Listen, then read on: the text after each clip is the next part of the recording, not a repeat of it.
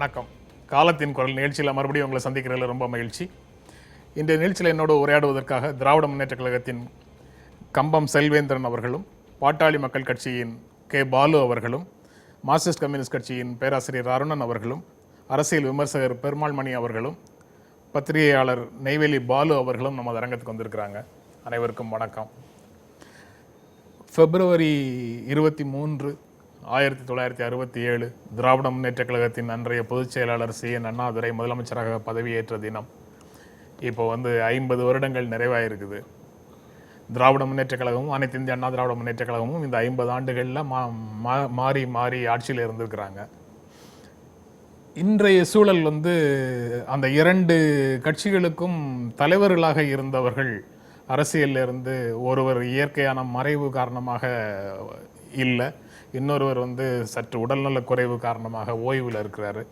இந்த சூழலில் அந்த இரண்டு கட்சிகளும் தொடர்ந்து வரக்கூடிய தேர்தல்களில் வெற்றி பெற்று இதே இடத்தை தக்க வைத்து கொள்ள முடியுமா, நிலை பெற்றுவிட்ட அந்த இருதுருவ அரசியல் தொடர்ந்து நீடிக்குமா, அப்படி நீடிக்கும் அளவு மக்களுடைய கற்பனையை கவ்வி பிடிக்கிற மாதிரி இந்த 50 ஆண்டுகளில் இரண்டு ஆட்சிகளும் சிறப்பாக செயல்பட்டிருக்கின்றனவா அப்படின்னு இன்றைக்கு அந்த 50 ஆண்டுகளை எடை போட்டு பார்க்கலாம் அப்படின்னு நினைக்கிறேன்.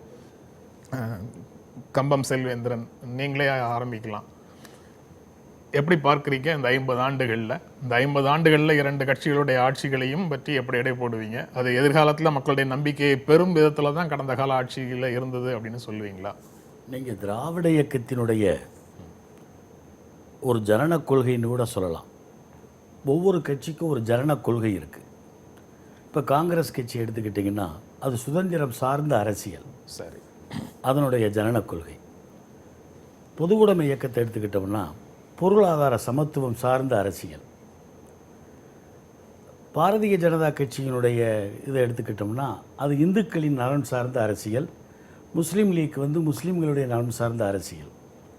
அதே மாதிரி திராவிட இயக்கத்துக்கு சமுதாய சீர்திருத்தம் சார்ந்த அரசியல். சமூக சீர்திருத்தத்தில் சமுதாய நலனில் அதை சார்ந்து அரசியல் நடத்திய காரணத்தால் தான் 50 ஆண்டு காலம் இந்த தமிழ்நாட்டு மக்கள் திராவிட இயக்கத்தை ஏற்றுக்கொண்டிருக்கிறார்கள். அவர்கள் ஏற்றி அரியணையில் அமர வைத்த இந்த இயக்கத்தை எங்கள் பங்காளிகளுக்குள் மாற்றி மாற்றி தந்திருக்கிறார்களே தவிர இன்னொரு கட்சிக்கு தரவில்லை. முதல்ல நீங்கள் இது வரைக்கும் சொன்னதிலேயே ஏற்படக்கூடிய ஒவ்வொரு சந்தேகமாக கிளியர் பண்ணிட்டு அடுத்த லெவலுக்கு போகலாம். நீங்கள் 50 ஆண்டுகள் பங்காளிகளுக்குள்ள ஆட்சி மாற்றத்தை மக்கள் கொடுத்துருக்குறாங்கன்னு சொல்கிறாங்க. நீங்கள் சொல்கிறீங்க திராவிட முன்னேற்ற கழகத்தை சேர்ந்த வேறு சில நண்பர்கள் அனைத்து இந்திய அண்ணா திராவிட முன்னேற்ற கழகத்தை திராவிட இயக்கமாக இணைப்பதே, அப்படி சேர்த்து சொல்வதே எங்களால் ஏற்றுக்கொள்ள முடியாது அப்படின்னு சொல்லுவாங்க. ஆனா நீங்க இரண்டையும் நாங்க பங்காளிகள் தான், ஆனா திராவிட இயக்கம் தான் அப்படிங்கறத நீங்க ஏற்கிறீங்கன்னு முதல் கட்டத்தில் அதை உறுதி செய்துட்டு அதுக்கப்புறம் நகரலாம்னு நினைக்கிறேன். இல்ல, நான் என்ன சொல்றேன், நீங்க இந்த விவாதத்தை ஆரம்பிக்கும் போதே ரெண்டு இயக்கங்களை சேர்த்து தான் விவாதத்தை ஆரம்பிச்சிங்க. சரி, கரெக்ட். மாறி திராவிட இயக்கத்தை நீங்க 50 ஆண்டுகள் ஆட்சிக்கு வந்த கட்சி திமுக. அப்போ நீங்க அதிமுகவை ஒதுக்கி விட்டுட்டு விவாதத்தை ஆரம்பிச்சிருக்கலாம். அதிமுக விவாதத்தில் சேர்க்கும் போது அந்த உங்க கூட சேர்ந்து நீங்க வந்துட்டீங்க கருத்தை நான் வைக்க முடியும். முழுமையாக உடன்பாடு இல்ல, ஆனா ஆமா பொது வெளியில எல்லாரும் அப்படி சொல்றீங்க, அதனால நானும் ஏற்கிறேன். சொன்ன ஒரு விஷயத்தை நான் பதிவு பண்ண விரும்புறேன். எம்ஜிஆர் இருக்கிற வரைக்கும் அது திராவிட இயக்க தலைவர்களில் ஒருவருடைய தலைமையில் இருக்கிற இயக்கம்னு தான் நாங்கள் பார்த்தோம். அவருக்கு பிறகு ஜெயலலிதா அம்மையார் அந்த கட்சிக்கு தலைமையேற்ற பொழுது அதை நாங்கள் ஒரு திராவிட இயக்கமாக ஏற்றுக்கொள்ளவில்லை. அது எம்ஜிஆரே சொன்னார் ஒரு தடவை, ஜெயலலிதாவை ராஜ்யசபா உறுப்பினர் ஆக்கணும்னு அவர் முடிவெடுத்த நேரம். ஒரு நாள் காளிமுத்து, முன்னாள் சபாநாயகர் காளிமுத்து நானெல்லாம் இருக்கும்போது முதலமைச்சரிடமிருந்து அவருக்கு ஃபோன் வந்துச்சு காளிமுத்துக்கு. அப்போ காளிமுத்தை வர சொன்னார். அப்போ ராமாவரம் தோட்டத்துக்கு அவர் போனார், அவர் கூட நானும் போனேன். அப்போ அவர்கிட்ட எம்ஜிஆர் சொன்னது, அம்முவை நான் டெல்லிக்கு அனுப்பலான் இருக்கேன், நீங்கள் என்ன நினைக்கிறீங்க என்று கேட்டார். அதுக்கு காளிமுத்து சொன்னார், தலைவர் என்ன முடிவெடுத்தாலும் சரிதான், இதில் எனக்கு என்ன கருத்து இருக்குது என்று காளிமுத்து சொன்னார்.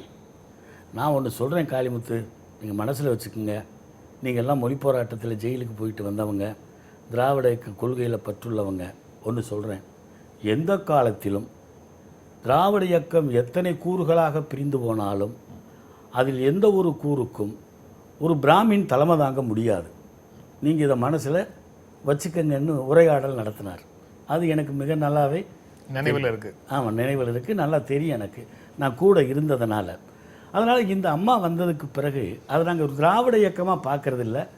அந்த அம்மாவை வந்து திராவிட இயக்க அடிச்சுவட்டில் தன்னுடைய பயணத்தை அமைச்சிக்கிறார். சரி, அது எம்ஜிஆர் கட்டமைத்த ஒரு கட்சி. ஆமாம், தலைவர் மாறிட்டதுனாலேயே அதனுடைய கேரக்டர் மாறிடும் அப்படின்னு சொல்றீங்க. தலைவர் ஒரு கட்சியினுடைய கேரக்டர் மாறிடும். தலைமையில் இருக்கக்கூடியவங்க மாறும்போது கட்சியினுடைய கேரக்டர் மாறிடும். உருவம் மட்டும் மாறல, அவங்களுடைய கருத்து மாறுது. 87 டிசம்பர் 24 அனைத்து இந்திய அண்ணா திராவிட முன்னேற்ற கழகம் வந்து திராவிட கட்சி. 89 தேர்தலுக்கு பிறகு இரண்டு ஒன்றாக சேர்ந்து ஜெயலலிதா பொதுச் செயலாளர் ஆகும்போது அது இல்லை, அப்படி இல்லை. ஜெயலலிதாவினுடைய தலைமை ஒரு திராவிட இயக்கத்துக்கு தலைமை ஏற்கிற தகுதியான தலைமை இல்லை. சரி, அதுதான் சொல்றேன். சரி, அதனால தான் நாங்கள் அப்படி எடுத்து. சரி, நீங்க பாட்டாளி மக்கள் கட்சி வந்து இரண்டு கட்சிகளையும் திராவிட கட்சிகள்னு சொல்றீங்க. மார்க்சிஸ்ட் கம்யூனிஸ்ட் கட்சியும் கிட்டத்தட்ட அதே ஒப்பீட்டில் தான் இருக்கிறாங்க. ஆனால் அவர் வந்து அடிப்படையிலேயே இரண்டு கட்சிகளும் வேறு வேறு அப்படின்னு சொல்கிறாரு. அதாவது திராவிட இயக்கம் அந்த தோற்றம், தந்தை பெரியார் அவர்கள் திராவிடம் என்ற வார்த்தையை பயன்படுத்தியதற்காக அந்த இயக்கத்தை உருவாக்குகின்ற பொழுது எதற்காக அந்த வார்த்தையை பயன்படுத்தினார் என்பதையும், அதை பயன்படுத்த வேண்டிய அவசியம் ஏன் ஏற்பட்டது, அந்த வார்த்தையை ஏன் தேர்வு செய்தார் என்பதை நாம் வரலாற்று ரீதியாக பார்த்தோம் என்று சொன்னால், அந்த சூழலுக்கு அந்த காலகட்டத்தில் திராவிடம் என்பதுதான் ஒரு சிறந்த அடையாளமாக இருக்கும் என்ற அடிப்படையில் அன்றைக்கு அந்த முடிவை எடுத்தார்கள். திராவிட இயக்கம் தமிழ்நாட்டில் வந்ததற்கு பிறகு பல காரியங்களை அவர்கள் செய்திருக்கிறார்கள். எத்தனையோ விதமான முழக்கங்களை அவர்கள் முன்வைத்தாலும் கூட அதையெல்லாம் அவர்கள் நிறைவேற்றவில்லை என்று சொன்னாலும் கூட திராவிட இயக்கம் எதையுமே செய்யவில்லை தமிழ்நாட்டில் என்று நாம் புறம் தள்ளிவிட முடியாது. ஆனால் 50 ஆண்டுகள் அண்ணா அவர்களே சொல்லியிருக்கிறார், தமிழ்நாட்டில் திராவிட இயக்கம் 50 ஆண்டுகள் ஆட்சி செய்ய வேண்டும் என்று அவர் சொல்லியிருக்கிறார்.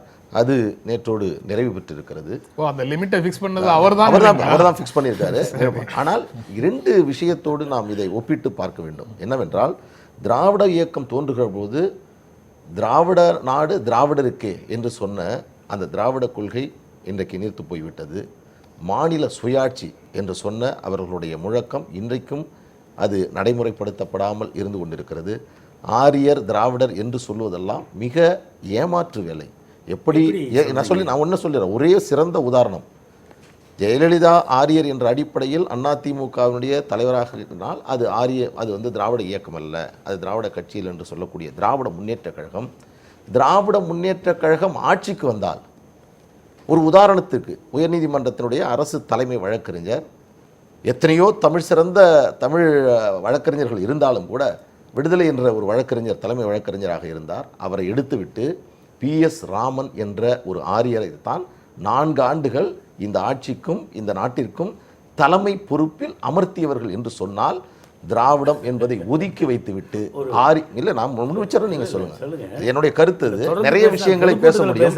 ஆனால் இன்றைக்கு இருக்கக்கூடிய இந்த 50 ஆண்டுகளுடைய நிறைவு பகுதியில் மிக முக்கியமான ஒரு வரலாற்று நிகழ்வை, ஏனென்றால் ஆரியம் என்ற வார்த்தை வெறும் அரசியலோடு மட்டும் இல்லாமல் கலையை, நாடகத்தை, இலக்கியத்தை தன் வயப்படுத்தி மக்களோடு ஒன்றிணைந்த கூட ஒரு அரசியல் பாதையாக இவர்கள் வகுத்த காரணத்தினாலும், 2 பெரிய இயக்கங்களாக தமிழ்நாட்டில் தொடர்ந்து கோலோச்சி இருந்த காரணத்தினாலும் இதற்கு மாற்று சிந்தனை, தமிழர் என்ற அடையாளம் இல்லாமல் போய்விட்டது. சமீபத்தில் மெரினாவில் கூடிய லட்சக்கணக்கான இளைஞர்களுடைய அந்த முழக்கம், அவர்களுடைய அந்த ஒற்றுமை, அவர்கள் சொன்ன அந்த வார்த்தைகளும் அவர்கள் பிரயோகித்த அந்த முழக்கங்களும் திராவிடம் என்ற விஷயத்தால் எதையெல்லாம் நாம் இழந்திருக்கிறோம், அவர்களுக்கு அந்த உணர்வுகளை சொல்லிடுறேன் என்பதை அது வெளிப்படுத்துகிறது. ஏனென்றால் நீண்ட காலமாக இந்த தமிழ்நாட்டில் ஒரு எந்த பிரச்சனையாக இருந்தாலும் அதை முன்னெடுக்க வேண்டும் என்று சொன்னால் அது திமுக, அதிமுக என்ற அடிப்படையில் மட்டுமே இருந்ததை உடைத்தெறிந்து தகர்த்தெறிந்து இந்த அடையாளம் எங்களுக்கு தேவையில்லை, திராவிடம் என்பது எங்களுக்கு அவசியம் இல்லை, அதை தாண்டி தமிழ் என்பதும் தமிழர் என்பதும் தமிழர் அடையாளம் தான் எதிர்காலத்திற்கு தேவையானது என்பதை திமுக தேவையில்லை, இல்ல. அதிமுக தேவையில்லை, எந்த திராவிட எந்த இயக்கம் தேவையில்லை. எந்த நாங்க ஒன்றும் தெரியலையே. எந்த ஒரு இளைஞனாவது லட்சம் இளைஞர்களில் பெரும்பான்மையானவர்கள் திமுகவினுடைய குடும்பத்தில் பிறந்தவர்கள், அண்ணா திமுகவினுடைய குடும்பத்தில் பிறந்தவர்கள். ஆனால் எந்த இடத்திலும் திராவிடம் என்று ஒரு இளைஞன் கூட சொல்லவில்லை என்று சொன்னால் அந்த வார்த்தை இந்த காலகட்டத்தில் அவசியம் இல்லை என்பதை சொல்றது வேற உணர்ந்திருக்கிறார்கள். அதே வேளையில் அவர்கள் எந்த நோக்கத்திற்காக கொண்டு வந்தார்களோ அதில் சிலவற்றை செய்திருக்கிறார்கள், எதை செய்ய வேண்டுமோ அதை செய்ய தவறி இருக்கிறார்கள். எனவே காலம் நிறைவடைந்து விட்டதுதான் என்னுடைய மக்கள் ஏத்துக்கிட்டதுனாலதான் 50 வருஷம் இருக்கும். இல்லாட்டி மக்கள் எங்களை எப்பயோ புறக்கணிச்சிருப்பாங்க. மக்கள் தீர்ப்பே மகேசன் தீர்ப்புன்னு சொன்னா மக்கள் எதிர்பார்த்ததை எல்லாம் வச்சிருக்காங்க. அதாவது நண்பர் செல்வேந்திரன் ஜனன கொள்கை என்கிற ஒன்றை சொன்னாரு. அதில் கம்யூனிஸ்டுகளை பற்றி சொல்லும் பொழுது பொருளாதார கொள்கையோட கோரிக்கையோட சம்பந்தப்பட்ட அதை நான் மறுக்கிறேன், விரிவா பேச அதை பத்தி நேரம் இல்லை. ஆனால் நான் இன்னும் முடிச்சிடறேன். இல்லை நான் சொல்றது பொருளாதார கோரிக்கைகளை அடிப்படையாக வைத்து புரிதலுக்காக அது தவறு, அது எளிமைப்படுத்துங்கிறது கொச்சப்படுத்துறது ஆகிடும். பொருளாதார கொள்கை அடிப்படையாக வச்சு நாங்களும் சமூக சீர்திருத்தமும் தமிழ் தேசிய இனத்தின் உரிமைகளுக்காகவும் கம்யூனிஸ்ட் இயக்கம் போராடி இருக்கிறது என்பதை முதல்ல பதிவு செய்கிறேன். அதே போல் இன்னொரு தவறான கருத்து, பாஜகனா இந்துக்களுக்காக இல்லை, அது வர்ணாசிரம இந்துக்களுக்காக, எல்லா இந்துக்களுக்காகவும் அல்ல என்பதை நான் பதிவு செய்துட்டு இப்போ திராவிட இயக்கத்துக்கு வர்றேன். எனக்கு ரொம்ப ஆச்சரியமாக இருந்துச்சு நண்பர் செல்வேந்திரன் பேசினது. நிச்சயமாக இந்த கேள்வியை நீங்கள் கேட்பீங்கன்னு எதிர்பார்த்தேன் அதிமுக பற்றி. ஆனால் என்ன எனக்கு உள்ள பிரச்சனைன்னா, எம்ஜிஆர் அதிமுகவை உருவாக்கிய பொழுது கலைஞர் அதை ஒரு திராவிட இயக்கத்தின் பிரிவாக அங்கீகரித்தது இல்லை. 72 ஒரு கேள்வி கலைஞரிடம் அன்றைக்கு கேட்கப்படவில்லை. இல்லை, தயவு செய்து கொஞ்சம் இல்லை பாருங்க, ஒவ்வொருத்தரும் கொஞ்சம் பொறுமையா பதில் சொல்லணும். இல்லை இல்லை, நீங்க பேசும்போதெல்லாம் நாங்கள் தலையிடல, ஒவ்வொருத்தரும் கொஞ்சம் பேசி வந்தா தான். என்னுடைய கருத்தை சொல்றேன், நீங்க அப்புறம் மறுக்கலாம், அது உங்களுடைய உரிமை. எம்ஜிஆர் உயிரோடு இருந்த காலத்திலும் அதிமுகவை திராவிட இயக்கத்தின் ஒரு பிரிவாக திமுக தலைமை ஏற்றுக்கொண்டதாக நான் கருதவில்லை. இப்போ நண்பர் ஒரு புதிய கருத்தை சொல்றார், விவாதிக்கலாம். ஜெயலலிதா அம்மையார் தலைமைக்கு வந்த பிறகுதான் அது திராவிட இயக்கத்தின் ஒரு பிரிவாக இல்லாமல் போனது, அதற்கு முன்பு வரை இருந்தது என்கிற வாதம் அது உண்மையிலே திமுக தலைமையுடைய வாதமா இல்லையா என்று யோசிக்கணும்னு எனக்கு படுது. ஆனால் பொதுவாக வரலாறு என்னன்னா, திமுக தலைவர்கள் அதிமுகவை தங்களுக்கு சமதையாக கொள்கை ரீதியாக திராவிட இயக்கத்தின் கொள்கை ரீதியாக ஏற்றுக்கொண்டதில்லை. இப்போ கொஞ்சம் ஏற்றுக்கொள்கிற மாதிரி அவருடைய பேச்சு இருக்கு. நான் என்ன சொல்ல வரேன்னா, இதில் என்ன பார்க்கணும்னா, தலைவர்களை வச்சு அல்ல. சரி, எம்ஜிஆரா ஜெயலலிதாவா, எம்ஜிஆர் காலத்தில் திராவிட இயக்கம், ஜெயலலிதா காலத்தில் திராவிட இயக்கம் அல்ல. திராவிட இயக்கத்தினுடைய அடிப்படை கூறுகள் என்று நான் 3ஐ பார்க்கிறேன். ஒன்று சமூக நீதி, இரண்டாவது தமிழகத்தின் உரிமைகள், மூன்றாவது ஏழைகளின் கோரிக்கைகள். இந்த 3ஐயும் திராவிட இயக்கம் எதிரொலித்தது. இந்த 3இலே எந்த அளவுக்கு திமுக நின்றது, எந்த அளவுக்கு அதிமுக நின்றது? ஏழைகளின் கோரிக்கைன்னு நீங்க சொல்றத நான் வேறு வார்த்தைகள்ல சொல்லலாமா அப்படின்னா, அந்த 3க்குள்ள விவாதத்தையே அடுத்தாப்புல வளர்த்தெடுத்துட்டு போகலாம் அப்படின்னு தோணுது.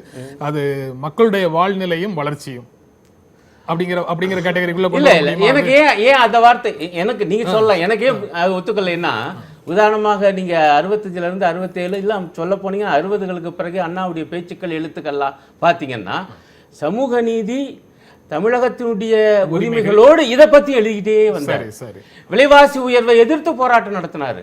கடைசியில் தேர்தல் நெருங்கும் போது என்ன சொன்னாருன்னா, ரூபாய்க்கு 1 படி நிச்சயம், ரூபாய்க்கு 3 படி அரிசி லட்சியம் என்று பொருளாதார அதைத்தான் நான் ஏழைகளின் கோரிக்கைங்கிற அதை முன் வச்சார். இவ்வளவு இணைச்சுதான் அவங்களால அன்றைக்கு 67 ஆட்சிக்கு வர முடிந்தது.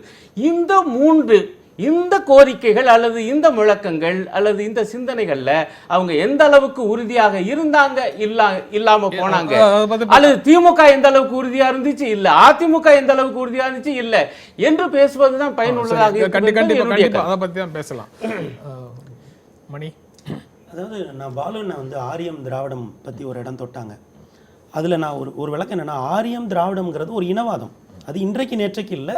இந்த இனவாதம் வந்து 2000 வருடங்களாக அந்த இனவாதம் யார் பெரியவங்க, ஹராப்பா மொகஞ்சதாரா வந்து ஆரிய கலாச்சாரமா இல்லை திராவிட கலாச்சாரமா அப்படிங்கிற இனவாதம்ங்கிறது காலம் காலமாக இருக்கக்கூடியது. அதற்குள்ள திராவிடம்ங்கிற ஒரு கட்டுமானம் உருவாக்கப்படுகிறது. இப்போ நீங்கள் அந்த கட்டுமானம் உருவாக்கப்படுகிற பொழுது தமிழர் விளையாட்டு தமிழ்நாடு அரசியல் நான் முடிச்சிடுறேன். குறுக்கீட்டுக்கு மன்னிக்கணும். தமிழ்நாட்டு அரசியல்ல இனம் அப்படிங்கிற சொல் வந்து எவ்வாறு பரவலாக பேசப்படுகிறது, எவ்வாறு புரிந்து கொள்ளப்படுகிறது அப்படிங்கிற அனுமானத்துல நம்ம எல்லாரும் பேசிட்டு இருக்கிறோம். ஆனா அடிப்படையில நிறத்தோட சொல்றது தப்பு தான். வெள்ளை இனம், கருப்பு இனம், மஞ்சள் இனம் அப்படின்னு சொல்லலாம். அல்லது ஆப்பிரிக்கர்கள், ஐரோப்பியர்கள், மங்கோலியர்கள், இந்த 3 இனங்கள் தான் இன வகைப்பட்டது, மற்ற எல்லா இனங்களும் கலப்பினங்களே அப்படிங்கிற பார்வை வந்து உலகத்துல இருக்கு. நீங்க பயாலஜிக்கல் ரேசியல், நீங்க ரேசியல்ல நீங்க வரீங்க பயாலஜிக்கல். ஆனா இனவாதம் நீங்க அரசியல் ரீதியாக பயன்படுத்தக்கூடிய சொற்களாக இந்த இனம் வந்து இங்க இருக்குது. நீங்க அது பயாலஜிக்கலா நீங்க பாத்தீங்கன்னா அப்படிதான். ஆனா நான் இந்த இடத்துக்கு என்ன விளக்கத்தை கொடுக்குறேன்னா, இந்த ஆரியம் திராவிடம்ங்கிற இந்த இனவாதத்துக்குள்ள இந்த திராவிட இனவாதம் வருது. இந்த ஜல்லிக்கட்டுக்குள்ள இது பரவலாக ஒரு தவறான புரிதல் இருக்கு. ஏன்னா இது தமிழர்களுக்கான விளையாட்டு, தமிழருங்கிற இந்த மொழிவாரி தேசிய இனங்கள் எல்லாமே உள்ள இருக்கும்போது தமிழர்களுக்கான அடையாளமாக ஜல்லிக்கட்டு முன்னிறுத்தப்பட்டாலும் களத்தில் அது என்னவாக இருக்கிறதுன்னு பார்த்தீங்கன்னா, இந்த ஜல்லிங்கிற வார்த்தை, வாடி வாசல் அப்படிங்கிற வார்த்தையே தெலுங்குல தான் மூலம் இருக்கிறது. இந்த ஜல்லிக்கட்டுங்கிற விளையாட்டு அப்படிங்கிறதே வந்து தெலுங்கு, கன்னடம், தமிழ் எல்லாம் இங்க இருக்கக்கூடிய இந்த நிலப்பரப்புக்குள்ள வாழுகிற எல்லாரும் பேசுறாங்க. அபிதான சிந்தாமணி என்ன சொல்லுதுன்னா, ஜல்லி என்கிற தெலுங்கு பேசுகிறவங்க தான் அந்த விளையாட்டை கொண்டாடுறாங்க. நான் முடிச்சிடறேன். ஆக இது இந்த தவறான புரிதல், அதை விட்டுறலாம். ஆனா இந்த திராவிடம்ங்கிற இந்த கருத்தாக்கம், இதற்குள்ள இந்த திராவிட ஆட்சி நீங்க குறிப்பிட்டு சொல்லுகிறபடி இது 50 ஆண்டுகள் இது நீடித்திருப்பதற்கு இன்றைக்கு நான் இதை பின்னோக்கி பார்க்கிற பொழுது 1967 இருந்து இந்த இத்தனை ஆண்டு காலம், 50 ஆண்டு காலம் திருப்பி எந்த புள்ளியில் அல்லது எந்த ஒற்றை இடத்தில் இது இவ்வளவு தூரம் நிற்கிறது? தேசிய கட்சிகள் இன்றைக்கு இந்த மண்ணில் இருக்கக்கூடிய கட்சிகள் 4% வாக்குகளை தான் வச்சிருக்காங்க. பெரிய கட்சியே அதிகபட்சமா 4% வாக்கு. மற்ற கட்சிகள் ஒரு நிரந்தரமான விஷயம் இல்லைன்னு வச்சுக்கலாம். ஆனா இந்த பீரியட்ல வந்து நான் நினைக்கிறேன் காங்கிரஸ் கட்சி 20% வாக்குகளை பெற்ற நாட்கள் எல்லாம் இருக்கு. ஆனால் அந்த 50 ஆண்டுகளோட பின்புலத்துல இன்றைக்கு பெரிய திராவிடம் இல்லாத பெரிய கட்சியே 4% வாக்குகளை வைத்திருக்கக்கூடிய நிலைமையில தான் நாம் இந்த வாதத்தை எடுக்கிறோம். அப்படி பார்க்கிற பொழுது நான் நினைக்கிறேன், அண்ணா 3 விஷயங்களை முன்னெடுத்து இந்த இயக்கத்தை, திராவிட முன்னேற்ற கழகத்தை ஆரம்பித்தார். ஆனால் இதனுடைய சமூக நீதி என்கிற இந்த ஒற்றை புள்ளியில் தான் இது இவ்வளவு பிரம்மாண்டமான மரமாக வளர்ந்து நிற்கிறது. நீங்க சொல்றதுல சமூக நீதிங்கிற ஒரு புள்ளியிலன்னு சொல்றீங்க. சமூக நீதி என்ற சொல் வந்து இடஒதுக்கீடு என்ற ஒற்றை புரிதல்ல இங்கு வந்து கையாளப்படுகிறதா அப்படிங்கிற கேள்விக்குள்ள நம்ம அதிகமாக போக வேண்டியது இருக்கு அப்படிங்கிறது நினைக்கிறேன். இல்ல, நிச்சயமா இல்ல. அது வந்து சமூக நீதிங்கிறது அதன் அனைத்து உள்ளடக்கத்திலையும் அந்த ஒற்றை புள்ளியில இந்த 2 கட்சிகளுக்கு செல்வாக்கு இருக்குன்னு நினைக்கிறீங்க. ஆமா, சமூக நீதிங்கிறது நான் பாலுட்ட பேசி திரும்ப வரேன். நீங்க எப்படி பார்க்குறீங்க? திராவிட இயக்கத்தை பொறுத்தளவில் எனக்கு அவர் செல்வேந்திரன் தொடங்கும் போது எனக்கு ஒன்று தான் நினைவு வந்தது. சரி, 67 இந்த ஆட்சி வரும்போது இருந்த முதல் முழக்கம் என்னென்னா, கூலி உயர்வு கேட்டானத்தான் கொண்டடிப்பட்டு செத்தானத்தானில் தான் தொடங்குது. இந்த 50 ஆண்டு காலத்தில் நம்முடைய தொழிலாளர் வாழ்வில் எவ்வளோ மாறி இருக்குங்கிறத நம்ம பார்க்கலாம். திமுக ஆட்சியில் தொழிலாளர்களுக்கு எப்படி எல்லாம் நடந்தது அப்படிங்கிறத பார்க்கலாம். இப்போ நான் வந்து நெய்வேலியில் கிட்டத்தட்ட ஒரு 30-35 ஆண்டுகள் நான் அங்கே இருந்திருக்கேன். தொழிற்சங்க இயக்கத்தில் இருந்திருக்கேன். எனக்கு தெரியும், துப்பாக்கியிலிருந்து குண்டுகள் தான் வரும், அதான் ரோஜா பூக்களா வரும் மட்டும் இல்லை அப்படின்னு பின்னாடி வந்து நெய்வேலி ஆட்சிக்கு வந்ததுக்கு பிறகு இந்த வசனங்கள் எல்லாம் 2 கட்சிகள்ல இருந்து நெய்வேலியில் 70 ஒரு ஒப்பந்தம் நடந்த பொழுது அப்பொழுது மிக கலைஞர் தலையிட்டு ஒரு ஒப்பந்தத்தை கொண்டு வந்தார். கடைசியில் திராவிட முன்னேற்ற கழகத்தைச் சேர்ந்த தோமுசாவே அந்த ஒப்பந்தத்தை நிராகரித்து விட்டது. அப்போ வந்து அந்த தோமுசாவுடைய சிறப்பு தலைவராக இருந்தவர் பண்ருட்டி ராமச்சந்திரன். அப்போ ஸ்ட்ரைக் வந்து அங்கே வேலைநிறுத்தம் நடந்தது. அதற்கு பிறகு கலைஞருக்கு அது வந்து ஒரு பெரிய ஒரு மானப்பிரச்சனையாக ஆகிவிட்டது. நான் தலையிட்டு பண்ண ஒப்பந்தத்தை நீ எப்படி வந்து மீறலான்னு சொல்லிட்டு மிக கடுமையான ஒரு காவல்துறை அடக்குமுறை நடந்தது. தேவன்ங்கிற ஒரு தொழிலாளி சுடப்பட்டார். அவர் என்னுடைய மடியில் தான் அவர் ஆஸ்பத்திரி தூக்கிட்டு போகும்போது இறந்தார். அவர் எவ்வளோ கொடுமையான அங்கே ஒரு அடக்குமுறை என்பது பார்த்தோம். அப்போ தான் அவர் என்ன சொன்னார்னா, நாங்கள் வந்து இரும்பு கரம் கொண்டு அடக்குவோம் அப்படின்னு சொன்னது அந்த பீரியடில் தான். அதை விடுங்க, நான் தான் இப்போ திராவிட இயக்கங்கிற போது எனக்கு ஒன்று தான் பார்க்குறேன். என்ன என்றால் அதனுடைய முதல்ல ஒன்று பொருளியல், இன்னொன்று அரசியல், அப்புறம் பண்பாடு, கல்வி, நிர்வாகம், இது மாதிரி ஒரு 4-5 பிரிவுகளில் நான் பார்க்குறேன். சரி. இப்போ அதில் பார்த்தீங்கன்னு சொன்னால் இப்போ பொருளியல் துறையில் இப்போ திமுக அந்த பிறகு என்ன மாற்றங்கள் வந்திருக்குன்னு பார்த்தா, இப்போ அண்மையிலே வந்து ஏடிஎம்கே உட்பட சொல்கிறேன் இதில் அவங்களே, ஏன்னா திராவிட இயக்கம் போது ரெண்டையும் சேர்த்து தான் பேச வேண்டியதாக இருக்குது. இப்போ நம்முடைய மறைந்த முதலமைச்சர் ஜெயலலிதா இருந்த வரைக்கும் இப்போ இந்த நீட் தேர்வாக இருக்கட்டும், இந்த ஜிஎஸ்டியாக இருக்கட்டும், மிக கடுமையாக அவர் எதிர்த்தார். அவர் மருத்துவமனைக்கு போன பிறகு அது ரெண்டும் வந்து காம்ப்ரமைஸ் பண்ணிட்டாங்க. அது வந்து சரியாக போயிடுச்சுங்கிறத பார்க்குறோம். அதில் வந்து எனக்கு ஒரு சந்தேகம், நம்ம வந்து இந்த உரையாடலை வந்து எப்படி பேசினா நல்லாயிருக்கும் அப்படின்னா, நீட் தேர்வை எதிர்க்கிறது அப்படிங்கிறதுக்கு வந்து இல்லை நான் அங்கெல்லாம் அடிப்படையான விஷயம். இந்த 50 ஆண்டு கால திராவிட கட்சிகளுடைய ஆட்சியில கல்வி என்பது மாநில பட்டியலிருந்து போயிடுச்சு. இது வந்து இந்த 50 ஆண்டுகள் நடந்த நிகழ்வு. அது இருக்கு, நான் வச்சிருக்கேன் அந்த பண்பாட்டு துறையில் அதை வச்சிருக்கேன். இப்போ அதே மாதிரி நீங்கள் எடுத்துக்கிட்டீங்கன்னா, அரசியல்னு எடுத்துக்கிட்டிங்கன்னா, நீங்கள் அன்றைக்கு வந்த அந்த மாநில சுயாட்சி என்று முதல்ல திராவிட நாடு வந்து பிறகு மாநில சுயாட்சி ஆயிடுச்சு. மாநில சுயாட்சியை பற்றி அவர் வந்து மாறன் அவர்கள் மிகப்பெரிய ஒரு நல்ல நூல் ஒன்று அந்த காலத்தில் எழுதியிருந்தார், எல்லாருக்குமே நினைவு இருக்கும். அது ஒன்று. அதற்கு பிறகு பார்த்தீர்கள் என்று சொன்னால் நம்ம பல விஷயங்கள் அதில் பேசப்பட்டது. அதாவது மாநிலத்தில் சுயாட்சி, மத்தியில் கூட்டாட்சிங்கிறது. ஆனால் இந்த திராவிட இயக்கம் என்பது அதனுடைய ஜீவாதாரமான, அதனுடைய உயிரான கொள்கைகள் என்று சொல்லக்கூடியதை, அந்த மாநில உரிமை என்பது எப்போ பறிபோச்சுன்னு சொன்னால், எப்போ ஜனதா ஆட்சிக்கு வந்த பிறகு அந்த ஜனதாவில் இருக்கக்கூடிய அந்த கூட்டணியினுடைய துணைத் தலைவராக கலைஞர் போனாரோ அன்றைக்கே முடிஞ்சு போச்சு. அது அகில நீதியம் ஆயிடுச்சு. ஒன்று அப்பதான் மாநிலத்தினுடைய அதிகாரத்திலிருந்து பல விஷயங்கள் வந்து போகுதா, ஜனதா கட்சியில தான் போகுதா, இடையில உண்டான எமர்ஜென்சில போகுது. அதற்கு முன்னால படிப்படியாக பல விஷயங்கள் நிறைய செய்யலாம். அதான் நான் என்ன சொல்ல வரேன், இந்தியாவிலேயே மாநில சுதந்திர தினத்தன்னைக்கு ஒரு கோட்டையில கொடியேற்ற உரிமை கூட யாருக்கும் இல்லாம இருந்துச்சு. சரி, இந்தியாவில் எந்த மாநிலத்தையும் அந்த மாநில முதலமைச்சர்கள் கொடியேற்ற வழக்கம் இல்லாமல் இருந்துச்சு. அந்த வழக்கத்தை ஒரு சில அடையாளங்கள் அதே மாதிரி நெய்வேலி தொழிலாளர் பிரச்சனை ஒரு சில நிகழ்வுகள். நீங்கள் ஒரு சில அடையாளம் சொல்ற மாதிரி அது ஒரு சில நிகழ்வுகள். தஞ்சை முழுக்க சாணிப்பாலும் சவுக்கடியும் அன்றாட நிகழ்வுகளாக இருந்தது. அப்படிங்கிறது விருப்பம் இல்லை, அது சமூகத்தில் ஏற்படுற சில நிகழ்வுகள். அதன் மீது நடவடிக்கை எடுக்கிறது, அதை வரவிடாமல் தடுக்கிறது, அது மீது சம்மந்தப்பட்டவங்க மேலே நடவடிக்கை எடுக்கிறது தான் ஒரு அரசாங்கத்தோட வேலை.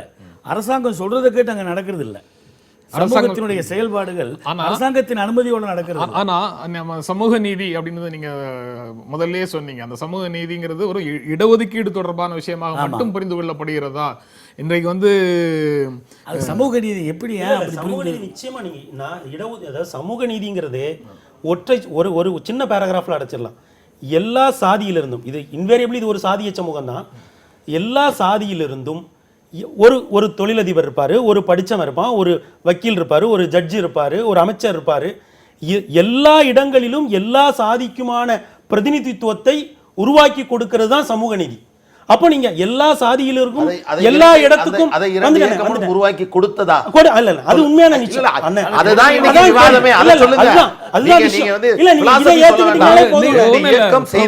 பிப்ரவரி 22, 1967 இருந்த நிலைமைக்கும் இன்றைக்கும் நிச்சயமாக மாறுபாடு இருக்கிறது. நிச்சயமாக இருக்கிறது. எல்லா இடத்திற்கும் நம்ம வந்து பரவலாக ஒரு வரியில வந்து எல்லாரும் ஒத்துக்கிட்டாங்கன்னா அதை பத்தி விரிவா பேச வேண்டியது இல்லை. இடஒதுக்கீடு, அரசு வேலைகள்ல இடஒதுக்கீடு, கல்வியில இடஒதுக்கீடு போன்ற விஷயங்கள்ல ஒரு முன்னேற்றம் இருக்குது. அதை வந்து இந்த இரண்டு கட்சிகள் அரசியல் பிரதிநிதித்துவத்திலும் இருக்குது. உயர் நீதிமன்றத்துல இந்தியால வேற எந்த மாநிலத்திலும் அண்ணன் வழக்கறிஞர் அண்ணன் என்னோட உடன்படுவாங்கன்னு நினைக்கிறேன், வேற எந்த மாநிலத்திலும் இல்லாத வகையில இடஒதுக்கீடு இல்லாத நிலையிலே கூட பல சாதிகளுக்கான பிரதிநிதித்துவம் இங்க இருக்குது. அதெல்லாம் நீங்க ஒப்பீட்டு அளவுல மற்ற காரணமானது இந்த இயக்கங்கள் அல்ல. இல்ல அதற்கு அவர்கள் நிச்சயமாக பரிந்துரை செய்த பட்டியல் எடுத்து பாருங்க. நிச்சயமா. நீங்க தெரியாம பேசாதீங்க. இல்ல ஆனால் இருக்கிறதா இல்லையா? இயற்கையா நடக்கிறது. அப்படி ஒரு மாற்றம் நடந்ததா இல்லையா? அதெல்லாம் நீங்க அலகாபாத் ஒரு உயர்நீதிமன்றத்தில் நிமிஷம் இல்லாத ஒரு மணி, சிறப்பு மணி, சென்னை மணி. நீதிமன்றத்துக்கு இருக்கிறதா இல்லையா? ஒரு நிமிஷம். அதாவது நீங்க அந்த இடஒதுக்கீடுங்கிற லெவல்ல இல்ல, ஒரு நிமிஷம். இல்ல இடஒதுக்கீட்டுக்குள்ள குறுக்க கூடாது. அது சமூக நீதிக்குள்ள தான் நிக்கணும்ன்றது நான். இல்ல சமூக ஐயா, நீதியை சமூக நீதிங்கிறது பல நிச்சயமா. பல விஷயங்கள் உள்ளடங்கியது. ஆமா. அதுல இடஒதுக்கீடு ஒன்று. இடஒதுக்கீடுங்கிற ஒன்றை மட்டும் சமூக நீதினு பரவலாக புரிந்து வச்சிருக்கோமா? அப்படி புரியக்கூடாதுன்றனாலதான் சொல்றேன். இடஒதுக்கீடு இல்லாத உயர் நீதிமன்றத்தில் எல்லா பிரிவினரும் இருக்கிறார்கள். அருணும் அதான் பேச வராரு. இல்ல. அவர் பேசுறத கொஞ்சம் கேட்போம். அதாவது படிநிலை சாதிய சமுதாயமா இருக்கு. அப்ப சமூக நீதினா என்ன? எந்த ஒரு சாதியும் இன்னொரு சாதியால் ஒடுக்கப்படக்கூடாது, அடக்கப்படக்கூடாது. அவரவருக்கு அவரவருடைய எண்ணிக்கை அடிப்படையிலே சகல துறைகளிலும் வாய்ப்புகள் தரப்பட வேண்டும். நான் வேண்டுமனே வாய்ப்புங்கிறேன். நீங்க வாய்ப்பு தராம இடஒதுக்கீடு கூட ஃபில்லப் ஆகாது, பூர்த்தியாகாது. ஆனால் இங்க என்ன நடக்குதுன்னா 50 ஆண்டு கால திராவிட இயக்க ஆட்சியிலே இந்த துறையிலே சமூக சீர்திருத்தம், சமூக நீதியிலே சில வளர்நிலைகள் உண்டு என்பதை நாங்கள் ஏற்கிறோம். ஆனால் போதுமானதல்ல. பாயிண்ட் இன்னும் தயவு செஞ்சு கொஞ்சம் பேச விடுங்க. 2வது பாயிண்ட், ஆனா அதுல ஒரு கூறிலே நிலைமை எங்களால் ஏற்கவே முடியாத அளவுக்கு இருக்கு என்றால் அது தீண்டாமை. நீங்க இன்னைக்கு பார்த்தீங்கன்னா 50 ஆண்டுகளுக்கு பிறகும் நீங்க பார்த்தீங்கன்னா விதவிதமான தீண்டாமைகள் இன்றைக்கு நிலவுகின்றன. விதவிதமான என்றால் நம்மளால கற்பனை கூட பண்ணி பார்க்க முடியல. இவ்வளவு காலத்துக்கு பிறகும் உத்தமபுரத்தவ ஒரு தீண்டாமை சுவர் இருக்கும் என்று நம்மளால கற்பனை பண்ணி பார்க்க முடிஞ்சதா? இருந்து அதை இடிப்பதற்கு என்று மார்க்சிஸ்ட் கட்சியுடைய பொதுச் செயலாளர் அங்கிருந்து வந்த பிறகு அது ஒரு அகில இந்திய பிரச்சனையாக. அதற்கு பிறகு இன்னொரு சுவரை நீங்க சுட்டி காட்ட முடியுமா? இன்னொரு சுவரை நீங்க தமிழ்நாட்டுல சுட்டி காட்ட முடியுமா? இல்ல தோழர்களோட பிரச்சனை தான். எல்லா சுவரையும் உடைச்சாச்சு. ஒரே கடைசி சுவருக்கு அடுத்து இன்னொரு சுவரை நீங்க சொல்லுங்க. நீங்க சொல்ற வாதத்தை நான் செங்கலும் சுண்ணாம்பும் வச்சு கட்டின சுவர்கள் மட்டும் தான் நீங்க பேசுறீங்க. அவங்க அததானே சொல்றாங்க. சுவர் இல்லாம ஊரும் சேரியுமாக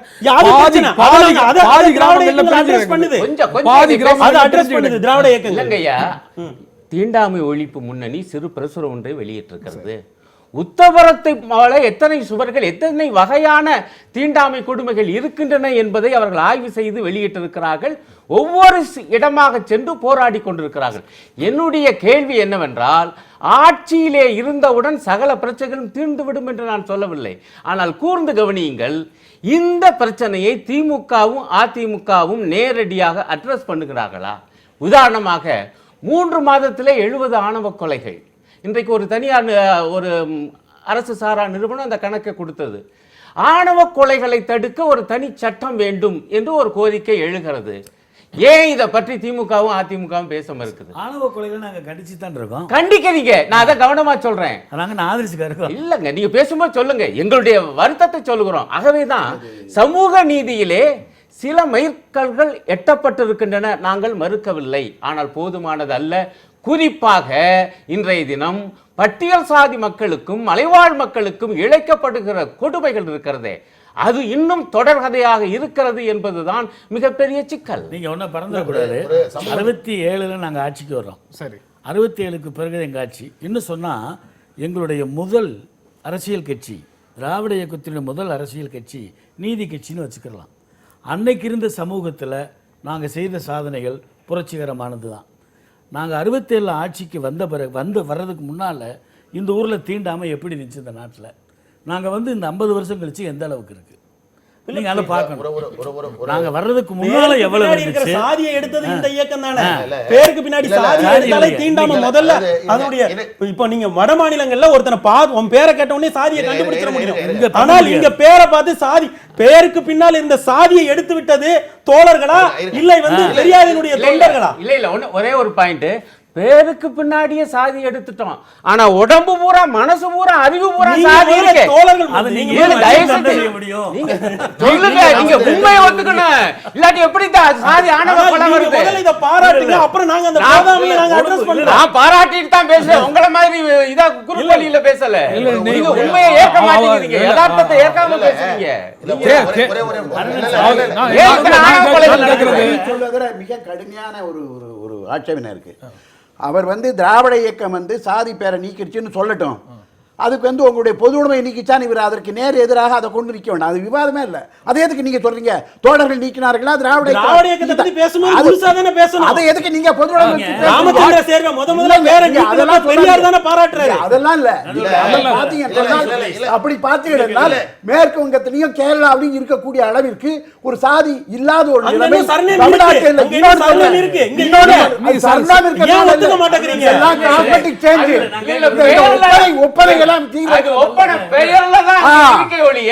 தீண்டாமை கொடுமை மேற்கு வங்கத்திலும் கேரளாவிலும் தமிழ்நாடு போல இல்லை என்பது அடிக்கிற கொடுமை மேற்கு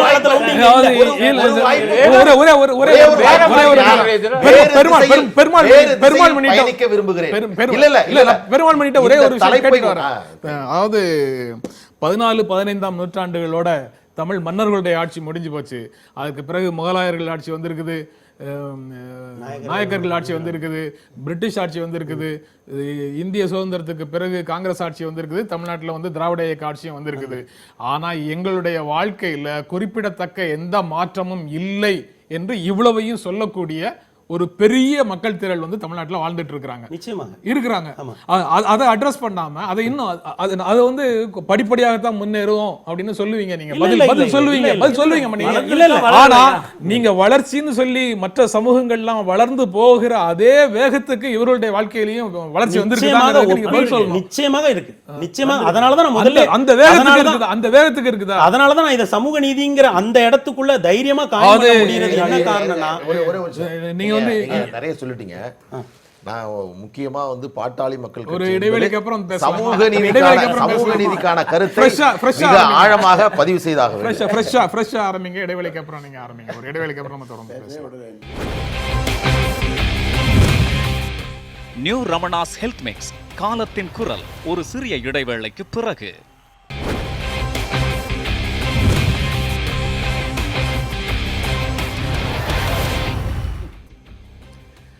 சமூக நீதி துறையில் எவ்வளோ தூரம் முன்னேற்றம் அடைஞ்சிருக்குதோ அப்படின்னு பேசிட்டு வந்தோம்.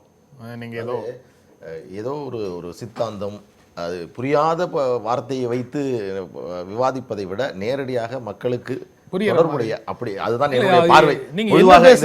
என்ன பேசுனா இந்த வாழ்க்கையில மாற்றம் வரலன்னா அது சரியா நீங்க பதிவு பண்ணீங்க.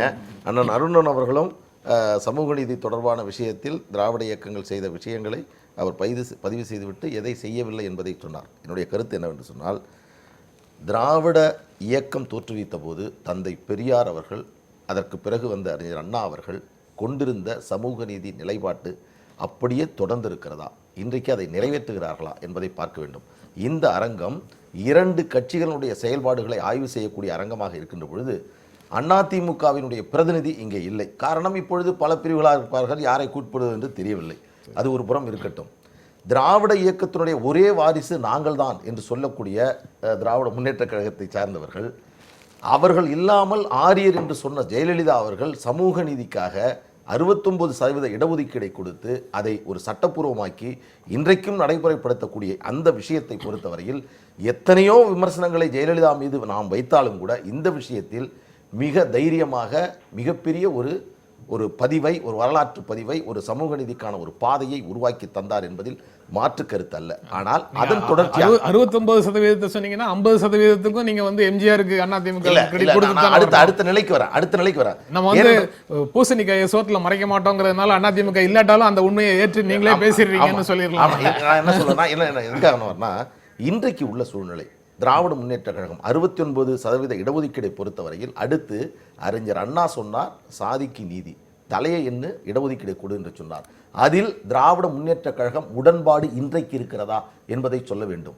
எப்படி என்றால், உச்சநீதிமன்றம் இப்பொழுது உங்களிடம் 69% தேவை என்பதற்கான புள்ளி விவரம் என்ன என்று கேட்டபோது, சாதிவாரி கணக்கெடுப்பை நடத்துங்கள் என்று பாட்டாளி மக்கள் கட்சி வலியுறுத்திய போது, தேவையாக அவசியமாக வேண்டும் என்றே திராவிட முன்னேற்ற கழகம் அதை செய்ய தவறியதிலிருந்து அவர்கள் தந்தை பெரியாருடைய சமூக மிக சரியான தகவல், மிக சரியான உச்சநீதிமன்றத்தில் இன்றைக்கும் நான் முடிச்சிடறேன். சட்டநாதன், அம்பாசங்கர் 1951 கணக்கெடுப்பு, மண்டல் கமிஷனுடைய கணக்கெடுப்பின் அடிப்படையில் தமிழ்நாட்டில் 50%க்கு மேல் இங்கே இடஒதுக்கீடு தேவை என்பதை பதிவு செய்ததை உச்சநீதிமன்றம் நிராகரித்து இன்றைக்கு என்ன உங்களுடைய நிலவரம் என்று கேட்டபோது திராவிட முன்னேற்ற கழகம் அதை செய்ய தவறியது. இதை தாண்டி ஒன்று சொல்றேன், 50 ஆண்டுகள் நிறைவு பெற்றிருக்கிறது. நான் ஒரு வெள்ளை அறிக்கையை நான் திராவிட முன்னேற்ற கழகத்திடமிருந்து எதிர்பார்க்கிறேன். என்னவென்றால் நான் முடிச்சிடறேன், அப்புறம் சொல்லுங்க. திராவிட இயக்கம் தோற்றுவிக்க போது நான் சொல்லிடுறேன், திராவிட இயக்கம் தோற்றுவிக்க போது எந்தெந்த கருத்துக்களை எந்தெந்த கொள்கைகளை முன்வைத்து இயக்கம் தோற்றுவிக்கப்பட்டது, அதில் 50 ஆண்டுகளில் செய்தது எது, செய்ய முயற்சி செய்தது எது, செய்ய தவறியது வாய்ப்பை கொடுத்தால் இவர்கள் செய்வதற்கான நோக்கம் இருக்கிறதா? திராவிட இயக்கம், திராவிட முன்னேற்ற கழகம் என்று சொல்ல கடந்த ஒரு வருடத்தில் திராவிடர் முன்னேற்றத்திற்கான ஏதாவது ஒரு காரியத்தை இந்த இரண்டு இயக்கங்கள் செய்திருக்கிறார்கள். அது ஒரு ஏமாற்றுத்தனமான வேலை. நான் என்ன சொல்றேன், ஒரே ஒரு நிமிஷம் அதாவது இப்போ பொதுவாக வந்து திராவிட இயக்கங்கள் வரும்போது என்னென்னா, அன்றைக்கு இருந்தது வந்து காங்கிரஸ், அதற்கு முன்னாடி நீதி கட்சி, இது ரெண்டு தான் ஆட்சியில் இருந்தது. அதற்கு பிறகு வந்ததில் திராவிட இயக்கங்கள் வரும்போது இருந்த எதிர்பார்ப்பு, குறிப்பாக அண்ணாலாம் முதலமைச்சராக வரும்போது இருந்த எதிர்பார்ப்பில் இப்போ என்ன நிறைவேறி இருக்குங்கிறத நம்ம பார்க்குறோம். என்னன்னு சொன்னால், இப்பொழுது பண்பாட்டு ரீதியாக எடுத்துக்கொண்டோம் என்று சொன்னால் நமக்கு இந்த ஜல்லிக்கட்டிலேருந்து நமக்கு இல்லை.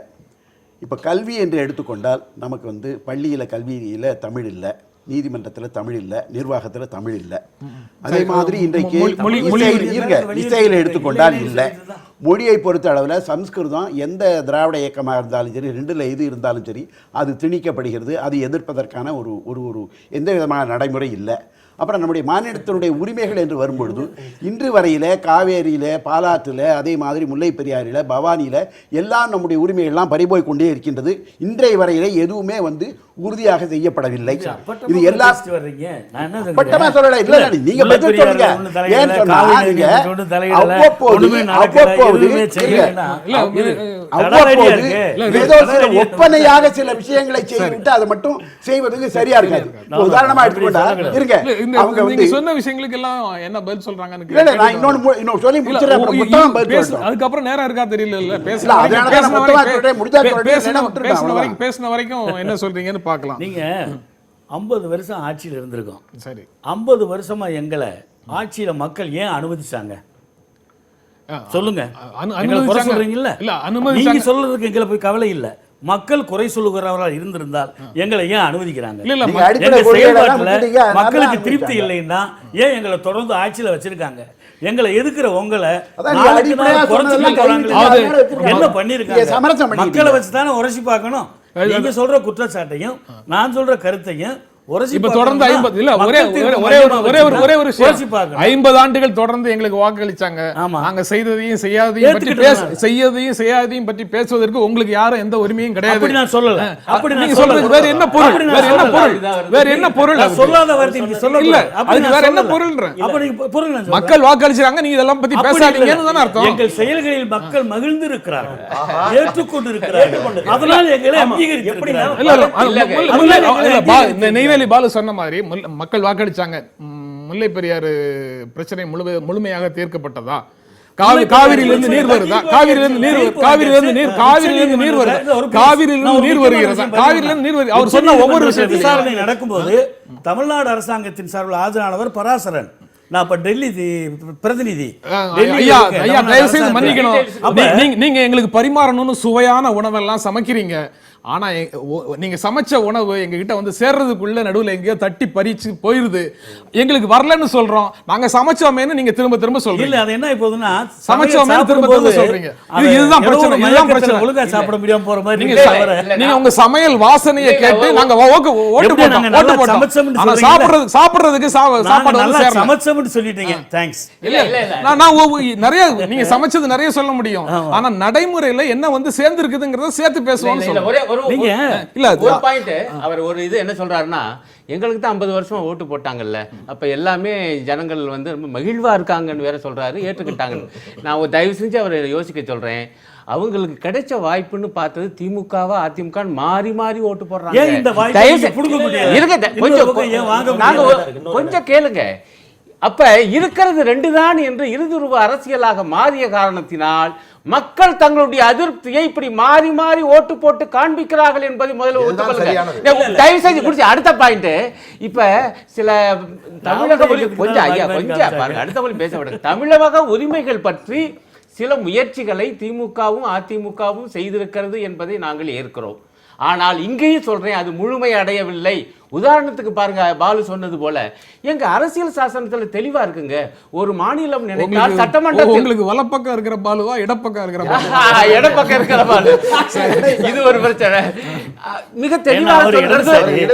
இல்ல இல்ல, ஒரு மாநில சட்டமன்றம் நேரம் இல்ல, மாநில சட்டமன்றம் நினைத்தால் அந்த மாநிலத்தில் உள்ள உயர்நீதிமன்றத்துக்கு அந்த மாநில மொழியை வழக்காடு மொழியாக ஆக்கலாம். ரொம்ப சாதாரண விஷயங்க. இந்த விஷயம் முடிச்சது. இந்த விஷயத்தை செய்ய முடியல. ஆனால் நீங்கள் கராராக நின்று வேண்டிய மந்திரி பதவிகளை மத்திய அரசிலே வாங்க முடிகிறது, திமுகவிலையும் அதிமுகவிலையும். ஆனால் இந்த காரியத்தை கூட செய்ய முடியும். அமைக்கும் போது கூட்டணி அரசாங்கத்தில் இருக்கும்போது பதவியை வாங்க முடியுது, கொடுக்க முடியலாம் கேட்க கூடாது. நாங்க விலைக்கு வாங்குறோம், எங்களுடைய உரிமை அது. நீங்க விலைக்கு வாங்குனீங்களா இலவசமா வாங்குனீங்களா என்ன பிரச்சனை? அதுல காட்டி அந்த கரார் தன்மையை இது காட்ட முடியல, காட்டலங்கிறதானே உண்மை. இப்போ செல்வேந்திரன் ஒரு முக்கியமான இடத்தை தொட்டாங்க. எப்படின்னா, மக்கள் எங்களை நேசிக்கிறாங்க, எங்களை விரும்புறாங்க. அது என்னன்னா, ஒரு சித்தாந்தம் இருக்கிறது. இந்தியாவில் முழுக்க முழுக்க சித்தாந்த அரசியல் தான் நடக்குது. ஆனால் அந்த சித்தாந்தத்தை மக்களுடைய உணர்வுகளுக்கு ஏற்றார் போல தொடர்ந்து வந்த இரண்டு முன்னேற்ற அரசுகளும் இன்றைக்கு இருக்கிற மாற்றி வடிவமைத்து தமிழ்நாட்டை தூக்கி போட்டது. அதனாலதான் நீங்க என்னைக்குமே இந்த அரசு பின்னாடி வந்தது கிடையாது. எனக்கு சந்தேகம். நீங்க வந்து வார்த்தைகள் அடுக்கி பேசிட்டே இருக்கலாம், நேரம் இல்ல. பிரச்சனை வந்து தேர்தல்கள்ல மாறி மாறி அதிமுக ஜெயிக்குது. ஜனநாயக விழுமியங்களை உயர்த்தி பிடித்து அந்த வெற்றி கிடைக்கிறது. நிச்சயமாக அப்படிதானே? அப்படிதான். அப்படிதானே?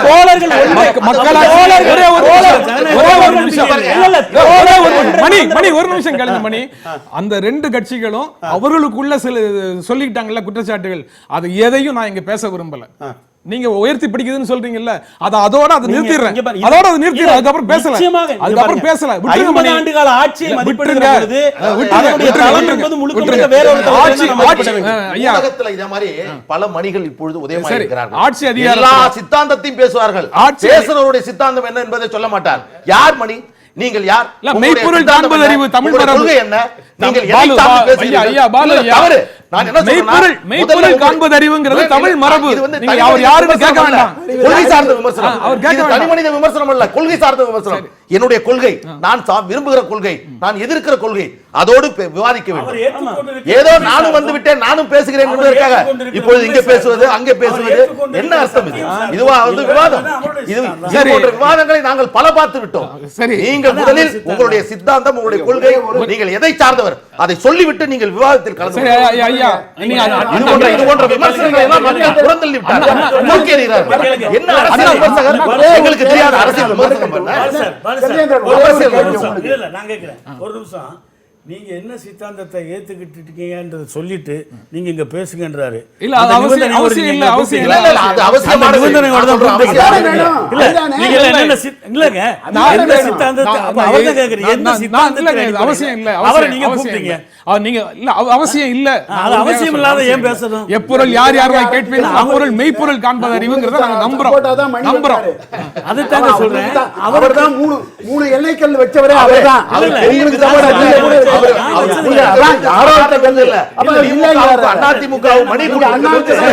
அந்த விருதின் மூலமே மணி யார் என்பதை ஒட்டுமொத்த தமிழகமும் புரிந்து கொண்டு மணி பிரச்சனையே இல்ல. இல்ல அதுதான் பிரச்சனை.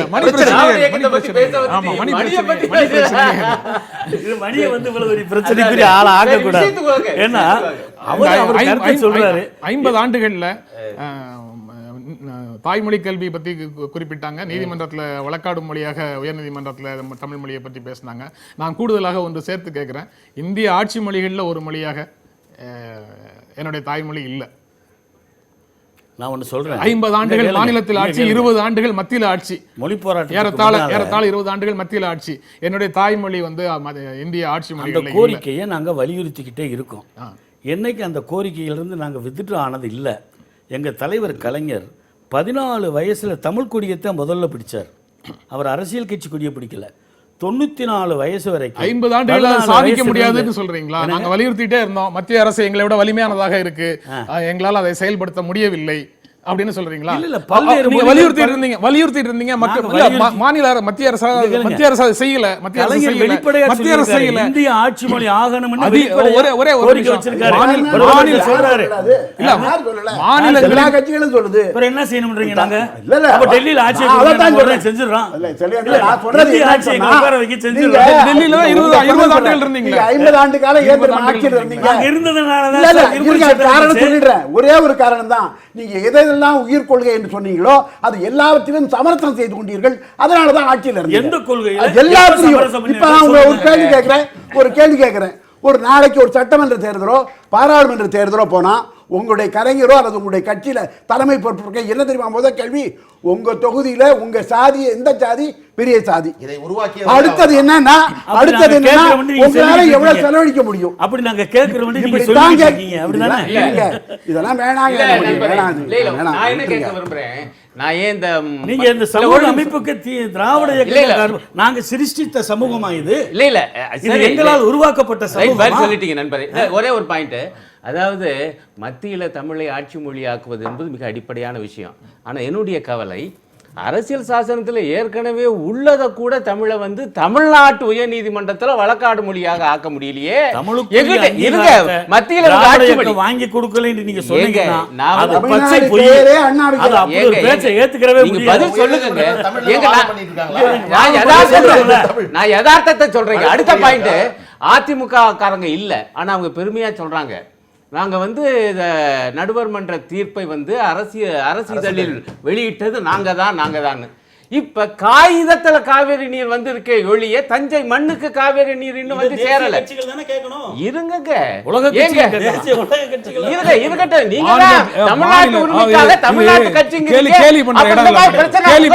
முடியலைன்னா அப்ப நீங்க விளங்க. மாநில அதிகாரம் உங்க கையில இருக்கு. இப்ப மட்டும் தேசிய கட்சி வேணுமா?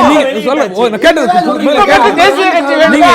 நீங்க தேசிய கட்சி ஆட்சியில ரெண்டு விஷயம் பாஜகவை உங்க கையில இருக்கக்கூடிய அதிகாரங்களால நீங்க இதையெல்லாம் பெற்று தர முடிந்ததா? சொல்ற கேளுங்க. முடியவில்லை என்றால் இது இந்தந்த காரணங்களால முடியலங்கிறத மக்கள்கிட்ட சொல்லக்கூடிய நேர்மை நம்ம கிட்ட இருக்கா? அதை பெறுவதற்காக மக்களை ஒருங்கிணைக்கிறதும் மக்களை போராட அணி திரட்டுவதுமான வேலையை நம்ம செஞ்சிருக்கிறோமா? இது அல்ல, ஆட்சிக்கு வந்தாலோ அல்லது ஆட்சிக்கு வருவதற்கான வாய்ப்பு இருப்பதாக தெரிந்தாலோ மக்களை போராடுவதற்காக ஒருங்கிணைப்பதையே கைவிட்டு விடுவோம் அப்படின்னு இருக்கிறது எவ்வளவு தூரம் சரி? கடந்த 50 ஆண்டுகள்ல பொதுமக்கள் போராட்டங்கள்னு எவ்வளவு போராட்டங்கள் இந்த இரண்டு கட்சிகளும் முதல்ல இருந்து முன்னெடுத்து நடத்தியிருக்கிறாங்க. சிறிய கட்சிகள் களத்துக்கு வந்து நடத்தினதுக்கு பிறகு கடைசியாக வந்து பங்கேற்றிருக்கிறாங்க. இது அவ்வளவு விஷயங்கள் அதுக்குள்ள இருக்கு. இன்னைக்கு அவ்வளத்தையும் பத்தி பல மணி நேரம் பேச முடியும். நான் என்ன சொல்றேன்னா, இந்த போராட்டங்களை விட்டு இந்த மண்ணை விடுவித்ததன் மூலம் தான் அதை ஒரு வளர்ச்சி பாதையில தூக்கி போட்டாங்கன்றத நாம மறந்துட முடியாது. தொடர்ந்து 5 லட்சம் பேர் 4 லட்சம் பேரை கூட்டி போராடிக்கிட்டு இருக்கிற மண் என்னவா இருக்கு? போராட்டத்தை விட்டு அப்புறம் நீங்க ஆட்சி நடத்துறதுனா வெறும் ஆட்சிக்காக எல்லாத்தையும் கைவிட்டு நான் சொல்றேன், நவீன உரையாடலை அவர்கள் முன்னெடுக்கிறார்கள். அதை நீங்கள் பார்க்க மறுக்கிறீர்கள். காவிரியில நான் சொல்றேன், ஒரு நாளும் திராவிட இயக்கங்கள் உயர் நீதிமன்றத்துல தமிழை கொண்டு வராது, இங்கிலீஷ படின்னு தான் சொல்லும். அதன் மூலம் தான் அடுத்த கட்டத்துக்கு தமிழ் தமிழ்நாட்டு உயர் நீதிமன்றத்துக்கு தமிழை திராவிட இயக்கம் கொண்டு வராது, இங்கிலீஷ் நான் சொல்றேன், சமூகத்தை நவீனமாக்குகிறார்கள் சொல்றாரு. நவீனமாக்குகிறார்கள் நான் சொல்றேன். அவர் ஏற்கிறாரு, நீங்க சொல்ற அவர் ஏற்கிறது ஏற்கலாம் எனக்கு அதான் அவர் கேக்குறேன். அவர்கள் நவீனமாக்கி கொண்டிருக்கிறார்கள். அதனால இன்னைக்கு இவ்வளவு ஸ்மார்ட் போன் விற்பனை ஆகுது, இவ்வளவு நெட் கனெக்ஷன் இருக்கு. ஸ்மார்ட் போன் பண்றவனே இவனும் பண்றான். அவசியம் இல்லை. இவ்வளவு உணர்ச்சி வசப்பட வேண்டிய தேவை இல்லை. காலம் வந்து எங்களுக்கு ஒரு வாய்ப்பை கொடுத்துருக்கு. நிச்சயமாக பல கொள்கைகளை சொல்லியிருக்கோம். எங்களால முடிஞ்சதெல்லாம் செஞ்சிருக்கோம். நாங்க செஞ்ச அளவுக்கு இதுவரைக்கும் இந்த நாட்டில் ஆட்சி இருந்த எந்த இயக்கமும் செஞ்சதில்லை, எந்த பிராந்திய கட்சியும் செய்யல. நாங்க இவ்வளவு செஞ்ச எங்களை பாராட்டாம இது குறை அது குறைன்னு நீங்க சொல்லிக்க இருந்தீங்கன்னா நீங்க என்னைக்கு தான் திரும்ப போறீங்க? நீங்க தான் வலுவான 2 கட்சிகள் தான் தமிழகத்தினுடைய திராவிட கட்சிகள்.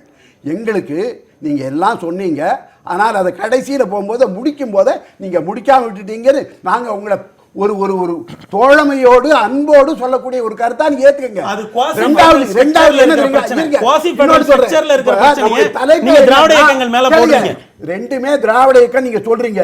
இன்னி வரையிலும் அதிமுகவும் திமுகவும் எந்த ஒரு தமிழருடைய தமிழ்நாட்டுடைய பிரச்சனையில ஒன்னாவே இருந்தது கிடையாது, ஒன்னா போராட்டம் நடத்துறதே கிடையாது. அது கலர் தலைப்பே இந்திய தப்பு. வரலாற்றுல தலைப்பே இல்ல, தப்பு. நீங்க சொன்னதுக்கு என்னுடைய விளக்கம் கேட்கிற கேள்விகளாக வச்சுக்கோங்க. சொல்லுங்க. அதாவது இந்திய எதிர்ப்பு போராட்டத்துல பலர் வந்து உயிர் தியாகம் பண்ணாங்க.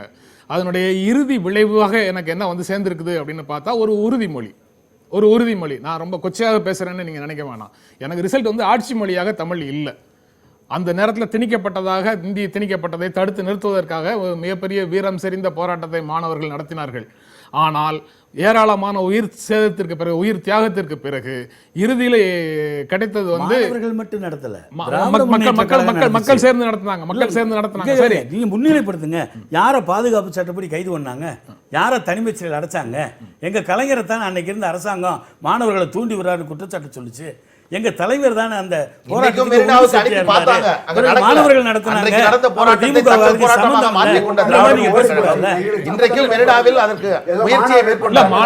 மாணவர்களுடைய போராட்டங்களுக்கு பின்னால அல்லது அதற்கு ஊக்கம் கொடுக்கிற விதமாக அரசியல் கட்சிகள் இருந்தது. எல்லா காலங்களிலும் களத்துக்கு வரணும். 38லயே நடத்துறது யாரு? எல்லா காலங்களிலும் 65 63 சரி, நீங்க 1938 முதல் போர்க்களத்துல இருந்தது மாணவர்களே நீங்க விட்டுருங்க. நீங்க இந்திய எதிர்ப்பு போராட்டத்தின் விளைவாக எங்க கைக்கு என்ன இருக்கு? ஆட்சி மொழியாக தமிழ் இல்ல. தமிழ் மொழி இல்ல. எங்க இல்ல? ஆட்சி மொழியாக இந்திய ஆட்சி மொழிகள்ல ஒன்றாக தமிழ் இல்லை. அது ஒன்று. அதற்கு பிறகு அனைத்து சாதியினரும் அர்ச்சகராகலாம் சொன்னீங்களா? சட்டம் கொண்டு வந்தீங்க. நீங்க சமைச்சதெல்லாம் நான் முழுமையாக ஏற்கிறேன். எனக்கு சாப்பாடு மட்டும் வரலங்கிறத மட்டும் உங்ககிட்ட சொல்லுங்க. உடல் கோளாறுன்னு நினைக்கிறேன். உடல் கோளாறு இல்ல, சாப்பிட மாட்டீங்கன்னா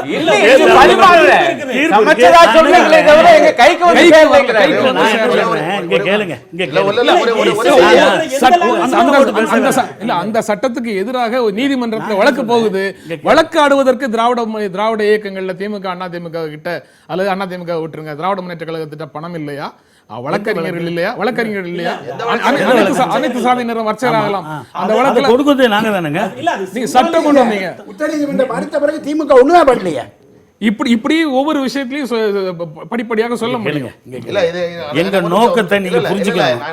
இங்க கேளுங்க, எங்க நோக்கத்தை புரிஞ்சுக்கிறணும். எங்க நோக்கத்தின்படிதான் உங்க நோக்கத்தை நாங்க புரிஞ்சுக்கிறோம். அந்த நோக்கத்துக்கு நிறைவேற்றிக் கொள்கிறோம்.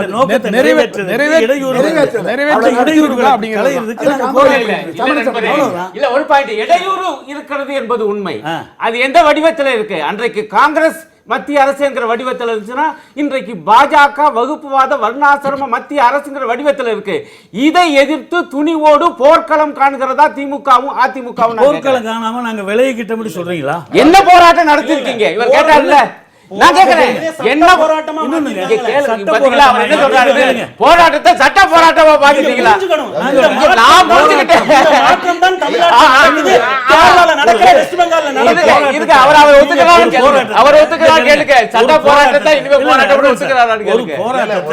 எப்படி நடத்தணும் போராளி தீர்மானிப்பான். எப்ப கேடயத்தை ஏந்தனும் எப்ப வாழ ஏந்தனும் எங்களுக்கு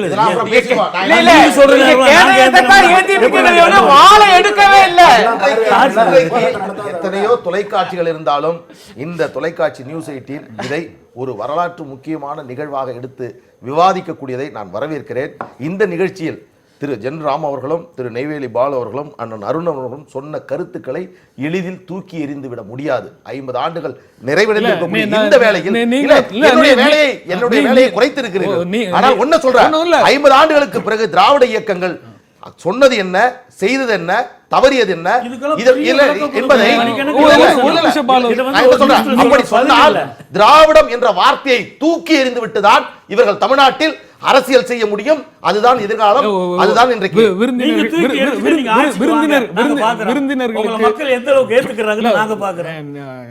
நீங்க சொன்ன வார்த்தைகளிலே சொன்னா, நீங்க அருணன், பாலு, நான் எல்லாருமே சில விஷயங்களை முன் வச்சிருக்கிறோம்.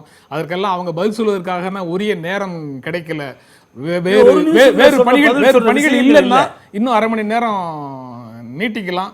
அவர் கொஞ்சம் விளக்கமாக அதுக்கெல்லாம் பதில் சொல்லட்டும். நல்லது. அதற்கு பிறகு அது தொடர்பாக உங்களுக்கு ஏதேனும் விளக்கங்கள் இருந்ததுனால இன்னும் நீங்க 2 கேட்கலாம். மணி நேரம் கொடுத்தால் கூட இவர்களால் சமாதானப்படுத்தக்கூடிய இப்படி செய்திகளை இல்ல நான் சொல்லிடுறேன். உரையாடலுக்கான நீங்க வெளியே நீங்க பாருங்க, மூடிடக்கூடாது. அடுத்த அரை மணி நேரம் முழுக்க அண்ணன் அவர்களுக்கே கொடுத்துருங்க. நாங்கள் யாருமே பேசல, மணி கூட பேசக்கூடாது. அவர் சொல்லட்டும். அது ரொம்ப நான் முக்கியம். சொல்றேன். இல்ல நான் முக்கியமா சொல்றேன். ஏன்னா இவர்கள் பேசியதையெல்லாம் நாங்கள் இதுவரை கேட்டுவிட்டோம், இவர்கள் செய்ததையெல்லாம் நாங்கள் பார்த்து விட்டோம். எங்களுடைய எதிர்பார்ப்பு, அவர் வரிசையாக அடுக்கினாரே, அதுதான் எங்களுடைய நீங்க எதிர்பார்ப்பு. பேசியதெல்லாம் இதுதான் இன்றைய தேவை. இல்ல, நான் இந்த உங்களை தேவையை கேட்கிறேன். நிறைவேற்றுவதற்கான உங்க கட்சியில தலைவர் நோக்கம் இல்லை, பேசுறத. போராட்டம் இல்லை, அதற்கான செயல் திட்டம் இல்லை. எனவே திராவிடம் என்பது அந்த வார்த்தையும் அந்த நோக்கமும் தமிழ்நாட்டிற்கு இப்பொழுது தேவையில்லை. இது ஒரு அனாவசியமான பேச்சு. தேவையில்லை என்பது ஒரு அனாவசியமான பேச்சு. இது உணர்ச்சியின் வசத்தில் சரி, அது உள்வகையில் மக்கள் தீர்மானிப்பார்கள். மக்கள் தீர்மானிப்பார்கள். ஒரு ஜனநாயக அமைப்பை ஏத்துக்கிட்டு இந்த நாட்டில் வாழ்றீங்கன்னா மக்கள் தீர்மானத்தை நீங்க ஏத்துதான் தீரணும். மக்கள் தீர்ப்பை ஏத்துக்கிற மாட்டேன்னு சொன்னா தமிழர் செட்டப் இல்ல, மக்கள் விரும்புகிற தமிழ் என்ற அடையாளத்தை நீங்க ஏத்துங்க.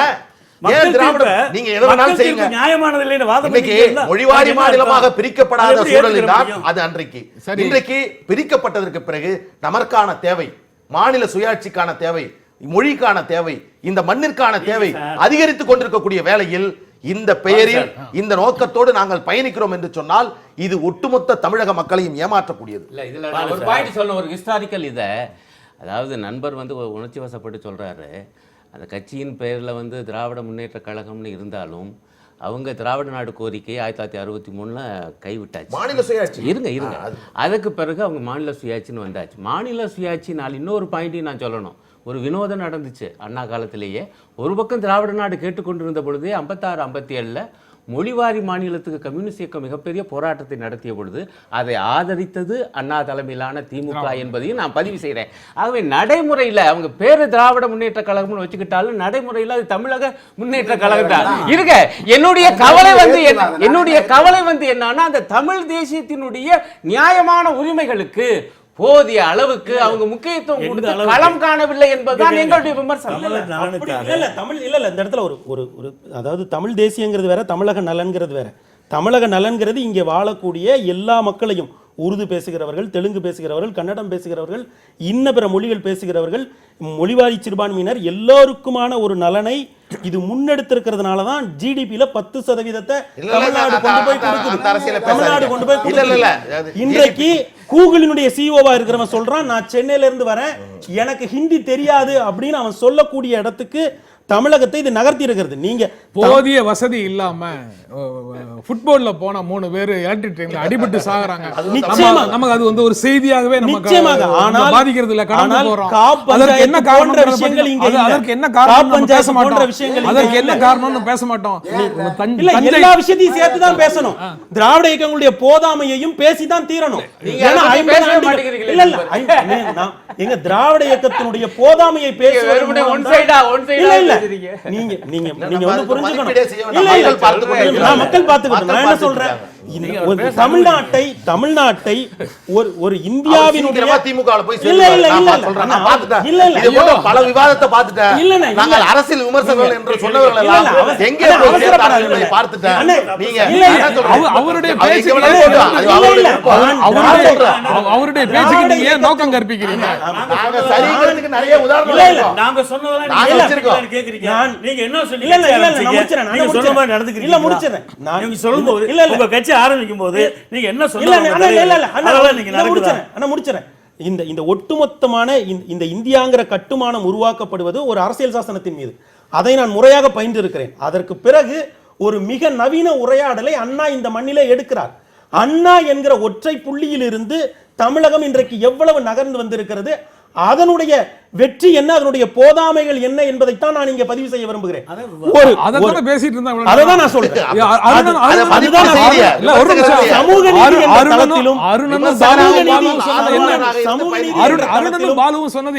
சமூக நீதி என்ற போதாமையை தான் அவங்க சொன்னாங்க. நிச்சயமாக. ஆனால் நான் என்ன அந்த போதாமைக்குள் இருக்கக்கூடிய வேறொரு முகம் ஒன்று இருக்கிறது இல்லையா? நீங்க தமிழை நீங்களே சொல்றீங்க தமிழ் ஆட்சி மொழியாகவில்லை. ஆனால் தமிழ் மட்டுமல்ல, அட்டவணை இந்திய அரசியல் சாசன அட்டவணையில் இருக்கிற வேறு எந்த மொழியுமே திராவிட முன்னேற்ற கழகமும் அனைத்து இந்திய அண்ணா திராவிட முன்னேற்ற கழகமும் தெலுங்கு தேசத்துல ஆட்சி ஒரு குவாசி ஃபெடரல் அதெல்லாம் சவால்கள் தான். நிச்சயமாக திராவிட இயக்கங்களுக்கு முன்னால் இருக்கக்கூடிய சவால்கள் தான். மணி அடிப்படையே புரியாம பேசாதீங்க. 1961 திராவிட முன்னேற்ற கழகம் ஆட்சியில் இருந்தது தமிழ்நாட்டுல. தமிழ் மொழி தாய்மொழியாக கொண்ட பகுதியில் தமிழ் மொழி இல்லைன்னு அவங்க கிட்ட பேசுறோம். அதுக்காக பெங்காலி இல்ல, பஞ்சாபி இல்ல, அவங்கள மட்டும் எப்படி சொல்றீங்க குவாசி ஃபெடரல் ஸ்ட்ரக்சர் அப்படின்லாம் பேசுறதுல என்ன பொருள் இருக்கு? இல்லை, இன்னொரு பாயிண்ட் கூட அண்ணா என்ன சொன்னாருன்னா, இவர் சொன்னதுனால சொல்ல வர்றேன், நீங்கள் மிச்ச மொழிகளாக ஆட்சி மொழிகளாக மத்தியில் ஆக்காட்டியும் கூட சமஸ்கிருதத்துக்கு அதிலிருந்து வந்த இந்திக்கு இணையான தமிழ் என்கிற முறையில் ஆரிய மொழி குடும்பத்திலே இந்தி, திராவிட மொழி குடும்பத்திலே தமிழ் என்று முதலில் தமிழையாவது மத்தியிலேயே ஆட்சி மொழியாக்கி பார்க்கக்கூடாதுன்னு கேட்டார். ஆனால் நடப்புக்கு வரலையேங்கிறத எங்க கவலை, புரிந்து கொள்ளுங்க. மத்தியில் ஆட்சி மொழி ஆக்கணும்னு பிரதமர்கிட்ட சொல்கிறோம், அரசாங்கத்துக்கிட்ட சொல்கிறோம், வலியுறுத்துகிறோம். எங்கள் கட்சியினுடைய செயற்குழு பொதுக்குழுவில் தீர்மானம் போடுறோம். முதலமைச்சர் போய் நேராக பேசுகிறாரு ஆட்சியில் இருக்கும்போது. அதை விட நாங்கள் என்ன செய்ய முடியும்? எங்கள் ஒரே ஒரு பாயிண்ட் இந்த இதுக்கு ஒரு விஷயம், அதாவது அண்ணா ஆட்சியில் இருக்காரு முதலமைச்சர், ஆனால் தூத்துக்குடி என்று நினைக்கிறேன் அந்த திட்டத்துக்காக ஒரு அடையாள எதிர்ப்பு நாளை அனுசரிச்சாரா இல்லையா? இருங்க, ஆட்சியில் இருக்கோமேங்கிறதுக்காக போராடாம இருந்தாரா? நான் என்ன கேட்கிறேன் என்றால், இந்த மாதிரி தமிழுக்காக, தமிழகத்தினுடைய உரிமைகளுக்காக திமுகவும் அதிமுகவும் எந்த அளவுக்கு போராடினீர்கள்? ஆட்சியில் இருக்கோம். நான் ஒன்று சொல்லுறேன்,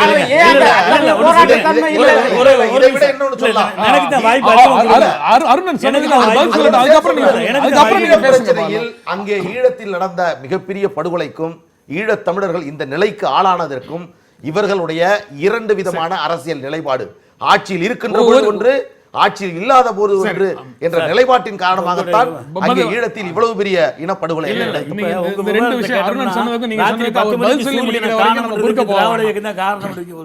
நான் என்ன சொல்றது, நான் இன்னைக்கு சொல்றேன், இங்க கேளுங்க. இதுவரையில் எல்லா துறைகளிலும் சமூக நீதி கொள்கையா இருக்கட்டும், மொழி வளர்ச்சியா இருக்கட்டும், சமுதாய சீர்திருத்தங்களா இருக்கட்டும், இதுவரையில் நடந்த அனைத்திற்கும் உரியவர்கள் நாங்கள் செய்ததில் போதாமை இருக்கிறது என்று நீங்கள் சொல்லுகிறீர்கள். போதாமையை இவ்வளவு கோபத்தோடு சொல்ல வேண்டிய அவசியம் இல்லை. அது நாகரிகமாக மெதுவாகவே சொல்லலாம். இப்போ உங்கள் கோபத்தை பார்க்கும்போது எங்கள் கூட பகையாக இருந்துக்கிட்டு எங்கள் மேலே ஏதோ ஒரு குற்றச்சாட்டை வைக்கணும்ன்ற குறிக்கோளோட வந்து உட்காந்துக்கிட்டு நீங்கள் பேசுகிற மாதிரி இருக்கே தவிர, இது வந்து நீங்கள் உணர்ச்சி வசப்படுறதுக்கு என்ன இருக்குது இல்லை?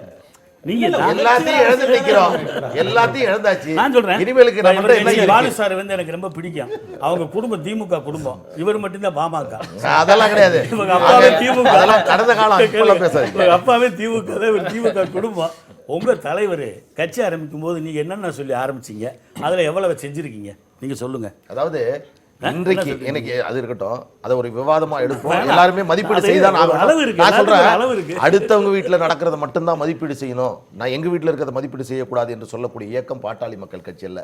இன்றைக்கு இந்த அரங்கத்தினுடைய விவாத பொருள் 50 ஆண்டுகளில் திராவிட இயக்கம் எதை சொல்லி வந்தது, எதை பேசியது, எதை செய்தது, எதை செய்ய தவறியது என்று பார்க்கின்ற போது நாங்க வந்து அவங்கள தான் பதவிக்கு அனுப்பணும், உங்களை பதவிக்கு அனுப்பல, அவரை பதவிக்கு அனுப்பல, அதனால அவங்க கிட்ட தான் கேட்க வேண்டியது. ஒரு நிமிஷம் சொல்லுங்க, ஒரு மட்டும் சொல்லிடுறேன். அதாவது நான் இதை ஒரு சமூக நீதிங்கிற அந்த இடத்துல இருந்து நான் அடுத்த கட்டத்துக்கு எப்படி பார்க்கறேன்னா, இந்த நவீன பொருளாதாரம் வருகிற பொழுது இப்போ நீங்க டைடல் பார்க்குங்கிறது ஒரு சிம்பல் தான். அதற்கு பிறகு ராஜீவ்காந்தி சாலையில் நடந்த வளர்ச்சியாக இருக்கட்டும், அல்லது தமிழகம் முழுக்க ஒரு சீரான வளர்ச்சி இருக்கு. நீங்க பட்னா மாதிரியான நகரங்கள்ல 8 மணிக்கு கூட லாண்ட் ஆர்டர் சரியில்லாம இருக்கு. ஆக நான் இந்த சீரான வளர்ச்சியை தான் பார்க்கிறேன். நீங்க மைசூர்ல இருந்து பெங்களூர் சுத்தி ஒரு 3 வயசு பொண்ணு, இல்ல அது நான் அந்த சிக்கல்களை எல்லாம் புரிந்து கொண்டு தான் நான் பேசுகிறேன். ஆனால் பாட்னால சட்டம் ஒழுங்கு சரியில்லைன்றீங்க. ஒட்டுமொத்தமாக சென்னையில இருந்து கன்னியாகுமரி வரைக்கும் ஒரு பரவலான வளர்ச்சி இருக்கிறதா இல்லையா? ஒரு வளர்ச்சி பரவலாக இருக்கிறதா? வளர்ச்சி இருக்கு நிச்சயமா. அதுக்காக நீங்க பாட்னாவை சொல்றீங்களா? பாட்னால நடக்கிற மாதிரி விஷயங்கள் இங்க நடக்கலையா? நீங்க இங்க பாருங்க, பாட்னால இருப்பது போன்ற துப்பாக்கி கலாச்சாரம், ஆயுத கலாச்சாரங்கள் நீங்க இங்க எந்த அளவுக்கு குறைஞ்சிருக்குது அப்படிங்கறத நீங்க ஊழல் பார்க்கணும். கலாச்சாரம் எப்படி அதெல்லாம் இருக்கு? நம்ம வந்து கொஞ்சம் பார்க்கலாம். சொல்லுங்களேன். உங்களுடைய ஆக, 50 ஆண்டு கால திராவிட ஆட்சியில் நான் இல்ல, ஊழல் இந்த என்கிற 50 ஆண்டு ஒன்றை கால சொல்லுங்க. ஆட்சிகளை ஏதாவது வேறுபாடு இந்த இருக்கிறதா? சிறுமிகள் எல்லாம் படுகொலை அது செய்யப்பட்டது அது மலர் ஒரு- கொத்துகளாலயா? அது ஒரு ஆயுத அதை கலாச்சாரம் நீங்க இல்லையா ஆட்சி அது? நிர்வாகம் சார்ந்த சிக்கலாக பார்க்கிறீர்களா, ஒரு தனி மனிதன் சார்ந்த சிக்கலாக பாட்னால பார்க்கிறீர்களா? நடக்கிறது என்ன? பாட்னால ஒரு நடக்கிறது தனி என்ன? மனிதன் பாட்னாவில் இருப்பது நிர்வாகம் சார்ந்த சிக்கல். நீங்க 8 மணிக்கு மேல வெளியே போக முடியாது. இன்றைக்கு இந்தியாவிலேயே அப்படி ஒரு ஆங்கில சூழலை சேனல்களுக்கு அப்படி ஒரு இணையாக சூழலை தமிழ்ல 10 அப்படி செய்தி ஒரு சேனல்கள் அப்படி ஒரு இருக்கிறது. சூழலை தமிழ்நாட்டிலேயும் நீங்க- ஏற்படுத்த நீங்க வேண்டும் திராவிட இயக்கங்கள் என்பதற்காக ஆரம்பித்த பத்திரிகையில இருந்து வந்த வளர்ச்சி இது. அப்படி ஒரு சூழலை தமிழ்நாட்டிலே ஏற்படுத்த வேண்டும் நீங்க இந்த என்பதற்காக சிறுமிகள் கற்பழிக்கப்படுவது அப்படி- என்பதும் கேளுங்க, அது ஒரு கேளுங்க. தனி மனித பிரச்சனை கேளுங்க இல்லையா? மணி. சொல்லுங்க. அப்படி ஒரு சூழலை பாட்னா மாதிரியான சூழலை தமிழ்நாட்டிலையும் ஏற்படுத்த வேண்டும் என்பதற்காக வெளியிலே பறக்கக்கூடிய பலரை வந்து வீட்டுக்குள் முடக்க வேண்டும் என்பதற்காக இது போன்ற வன் செயல்கள் அங்கொன்றும் இங்கொன்றுமாக ஆர்கனைஸ் செய்யப்படுகிறது. இல்ல ஆர்கனைஸ் செய்யப்படுகிறது. அப்படி திட்டமிட்டு நடத்தப்படுமே ஆனால் அது மிகவும் கடுமையாக கண்டிக்கப்பட வேண்டியது. ஆனா அதனுடைய உண்மைத்தன்மை நமக்கு தெரியாது. ஆனால் நான் இதை இரண்டாகத்தான் பிரித்து பார்க்கிறேன். ஒரு ஆட்சி நிர்வாகம் சார்ந்த பிரச்சனைகள், தனி மனிதன் சார்ந்த பிரச்சனைகள்.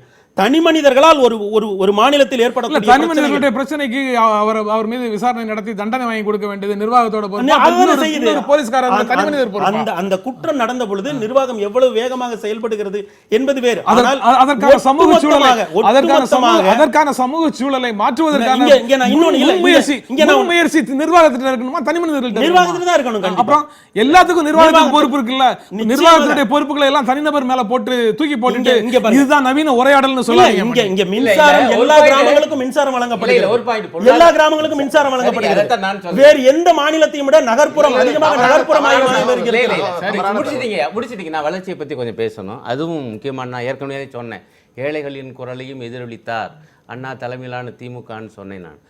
இப்போ எந்த துறையிலும் எந்த வளர்ச்சியும் இல்லை என்று கம்யூனிஸ்டுகளும் சொல்லலை. உதாரணமாக சேவைத்துறை எனப்படுகிற அந்த ஐடி செக்டாரில் தமிழகத்தில் குறிப்பிடத்தக்க வளர்ச்சி இருக்கிறது என்பதை நாம் அங்கீகரிக்கணும். ஆனால் என்ன சிக்கல்னா அது ஒரு வீக்கமாக போகுது. நீங்கள் சர்வீஸ் செக்டார் என்று அது கூட நீங்கள் பார்த்தீங்கன்னா மதுரைக்கு வரல.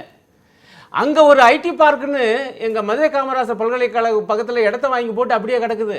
ஏர்போர்ட் பக்கத்தில் அப்படியே போட்டு கிடக்குது. சென்னையில் மட்டும் வந்திருக்குது. இன்னும் அந்த துறையில் ஏற்பட்ட அந்த வளர்ச்சி தானா விவசாயத்துறையில் ஏற்பட்டிருக்கு? சமீபத்தில் அங்கே 100 விவசாயிகள் அந்த வாடிய பயிரை கண்டு மயங்கி வெந்து நொந்து மரணம் அல்லது தற்கொலை. விவசாயத்துறையில் தொடர் வளர்ச்சி என்ன செய்தது திராவிட இயக்கம் என்கிற கேள்வியை எழுப்பக்கூடாது என்கிறாரா? கொஞ்சம் நீ பேச விட்டு நீங்க அப்புறம் பதில் சொல்லுங்க. தஞ்சை தரணி இப்போ சோறுடைத்த இது சோழ நாடு அப்படின்னாங்க. அதுவே இன்றைக்கு தரிசாகி போய் கொண்டிருக்கிறது. அதை என்ன தடுத்தோம்? மீத்தேன் திட்டத்தில் தெரியாம கையெழுத்து போட்டேன் என சொல்லுகிறவர் இன்றைக்கு எதிர்க்கட்சி தலைவர். இது எந்த ஊர் நியாயம்? இன்றைக்கு மத்திய பாஜக அரசு என்ன செய்யுதுன்னா மீத்தேனுங்கிற பேரை மாற்றி இன்றைக்கு இன்னொரு பேரில் அது கொண்டு வந்து கொடுக்குறாங்க.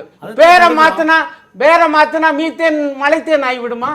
ஆனா அதை எதிர்ப்பது கூடாதுன்னு சொல்றோம். கூடாதுன்னு ஒரு அறிக்கையில காக்க தவறியதுங்கிறது உண்மைதான். இல்ல இந்த 2 திராவிட நல்ல அரசுகளும் நீர்நிலைகளை காக்க தவறியது. அதனுடைய வளர்ச்சியில் நீர்நிலைகள் பேணப்படவில்லைங்கிறத நான் ஏற்றுக்கொள்கிறேன். மணி ஐயாவை பேசணும்னா இப்படி எடுத்து கொடுக்க வேண்டியது. நான் ஏற்றுக்கொள்கிறேன். ஆனா வளர்ச்சிக்கு வரும்போது தானே பேச முடியும். அதான் நான் பேசுறேன். அதனுடைய போதாமையை தான் நான் பேசுறேன்னு சொல்றேன். நான் ஏற்றுக்கிறேன்னு சொல்றேன். முதல்ல அப்படி நீர்நிலைகளை அழித்து ஒரு நிமிஷம் பேருந்து நிலையங்களை கட்டியது தவறுதான். இப்போ அருணன் சொன்ன விஷயம் சொல்றேன். நாங்க 50 வருஷம் திராவிட இயக்கம் மாறி மாறி ஆட்சி நடத்திருக்கு. நாங்க நிறைய செஞ்சிருக்கோம். நாங்கள் செஞ்சதில் போதலைன்னு நீங்கள் சொல்கிறீங்க. வெஸ்ட் பெங்காலில் கம்யூனிஸ்டுகள் ஆட்சி நடத்தினாங்க. எல்லாத்தையும் செஞ்சு முடிச்சிட்டாங்களா? அங்கே செய்ய வேண்டியது எதுவும் பாக்கி இல்லையா? கேரளாவில் ஆட்சி நடத்தினாங்க. கேரளாவில் எல்லாம் செஞ்சு முடிஞ்சிருச்சா? அங்கே எந்த குறைபாடுமே கிடையாதா? எந்த விதமான பிரச்சனையுமே இல்லாமல் பாலாறும் தேனாரும் ஓடுற வாழ்க்கையை தான் ஒரு கம்யூனிஸ்ட் அரசாங்கங்கள் ஆட்சி அருணனோ நெய்வேலி பாலுவோ முன்வைக்கக்கூடிய வாதங்களுக்கு உங்களுடைய பதில் இதுதானா? இதுதானா? நீங்க அவசரப்படுறீங்க. ஏன் அவசரப்படுறீங்க? நான் சொல்லிக்கு இருக்கும்போது இதுதானாண்டு ஏன் முற்றுப்புள்ளி வைக்க வர்றீங்க? நீங்க நான் பேசிக்கிட்டு இருக்கும்போது முற்றுப்புள்ளி வச்சு இதுதான் உங்க கருத்தானது உங்க கருத்தை என் தலையில தூக்கி வைக்கிற மாதிரி சொல்லக்கூடாது. அது இல்ல ஆனா இதுதானா பதில் ஒரு முக்கியமான கேள்வி. இதுதானா உங்கள் பதில் என்றால் இது இல்லை என் பதில். இன்னும் இருக்கு. நாங்க வந்து முழு பதிலை சொல்லுங்க. பாட்டாளி மக்கள் கட்சியை ஆட்சிக்கு அனுப்பல. ஏன் அனுப்பல நீங்க? அனுப்பல. ஏன் அனுப்பல? சொல்லுங்க. ஏன் அனுப்பல அந்த கட்சியை? நாங்க வந்து தமிழ்நாடு பூரா போட்டு போட்டாங்க. நாங்க வந்து மாறி மாறி திமுகவையும் அதிமுகவையும் தான் ஆட்சிக்கு அனுப்புறோம். உங்க மேல நம்பிக்கை வச்சு தான் அனுப்புறோம். அப்படி சொல்லுங்க. அப்படி வெளிப்படையா சொல்லுங்க. உங்களை நம்புறோம். நீங்க தான் நல்லாட்சி தருவீங்க. நீங்க தான் நல்லவங்க. அதனால உங்களை அனுப்புறோம்னு சொல்லுங்க. அத தான் அவங்க கிட்ட திரும்ப கேக்குறோம். அவங்களும் சேர்ந்து தான். இன்னைக்கு தானே இவங்க பேசுறாங்க எல்லாரும். நேத்து வரைக்கும் உங்களை ரெண்டு பேரையும் மாத்தி மாத்தி ஆட்சிக்கு அமர்த்தினது அவங்களுக்கு பங்கு இல்லையா? இவங்களுக்கு பங்கு இல்லையா? எனக்கு என்ன ஆச்சரியம்னா நீங்க பேசுறது எப்படி இருக்கு தெரியுமா? நீதிபதி இறங்கி வக்கீலா வாதம் பண்ற மாதிரி இருக்கு. நீங்க இந்த நிகழ்ச்சியை நடத்தக்கூடிய ஒரு ஆளு. திராவிட இயக்கத்தினுடைய இன்னொரு சாதனை, திராவிட இயக்கத்தினுடைய இன்னொரு சாதனையை நாம் இங்கே பதிவு செய்யணும். என்னன்னா புதிய சாதனை.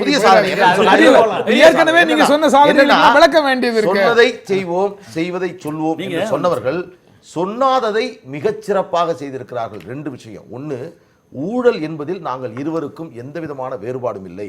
ஊழலை எந்த எல்லை இருக்கிறதோ அந்த எல்லை வரை செய்வோம் என்று செய்தவர்கள். உச்சநீதிமன்ற தீர்ப்பு தண்டிக்கப்பட்டவங்களை சொல்லுங்க. எந்த வழக்குல நாங்க தண்டிக்கப்பட்டிருக்கோம்? எங்களை ஏன் சேர்த்து சொல்றீங்க? எங்களை ஏன் சேர்த்து சொல்றீங்க? அப்படி பேச அடுத்தது சொல்றேன். தண்டிக்கப்பட்ட சொல்லுங்க. இந்த வழக்குல நீங்க தண்டிக்கப்பட்டீங்க. சொன்னா சொல்லுங்க. அப்படி இல்லாம நீங்க சொல்லிக்கிறீங்க. எப்படி ஊழல் செய்த விஷயத்தில் இவருடைய என்ன செய்தார்கள், என்ன நடந்தது என்பதை மக்களுடைய பார்வைக்கு விட்டுகிறது. இன்னொன்று, மக்கள் பார்வை ஏற்றுக்கிட்டு வாக்காளர்களுக்கு பணம் கொடுப்பதில் நாங்கள் வித்தியாசமானவர்கள் அதிமுகவை விட என்று சொல்லக்கூடிய இதய சுத்தி உங்களுக்கு இருக்கிறது என்று சத்தியம் பண்ணி சொல்லுங்க. ரெண்டு பேருக்கும் இதே வேலை. இரண்டு கட்சிகளுமே இன்றைக்கு நாங்கள் 50 ஆண்டுகள் ஆட்சி செய்தோம் என்று சொன்னாங்க. எப்படி செய்தார்கள்? படத்து மேல வச்சு 5 ரூபாயை வச்சு சத்தியம் பண்ணி வாங்கலையா? காஞ்சிபுரத்துல காமராஜர் சொன்னதா பதிவு இருக்கு. ஒரு 5 லட்சம் ரூபாய் முடியாது. அண்ணா கிட்ட காமராஜர் சொன்ன பதிவு இருக்கு. ஊழலின் ஊற்றுக்கண்ணை தேடுவீர்களே ஆனால் அது தேசிய கட்சிகளிடமிருந்து ஆரம்பிக்கிறது. ஆட்சியில் இருந்த எந்த கட்சியின் மீது ஊழல் கரை இந்தியாவில் படியாமல் இருக்கிறது என்று அண்ணன் சொன்னால் நான் கேட்டுக்கொள்ள தயாராக இருக்கிறேன். என் குடும்பத்திலிருந்து யாருமே அரசியலுக்கு வரமாட்டோம், அப்படி வந்தா சவுக்கு எடுத்து சொன்னாரு.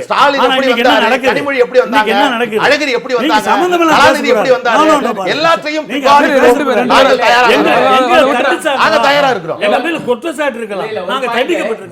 பொருளாதார வளர்ச்சியை பத்தி பேசின உடனே அப்ப கேரளா, மேற்கு வங்கம், திரிபுரா விட்டாரு. திரிபுரா இதெல்லாம் வந்து நீங்க வந்து எல்லாமே செஞ்சாச்சு அப்படின்னு கேட்டீங்க. எல்லாத்தையும் செஞ்சதா நாங்க சொல்லல. இன்னும் கூட சொல்றோம், மேற்கு வங்கத்தில் நாங்கள் சில தவறுகளை செய்திருக்கிறோம் என்று சொல்கிறோம்.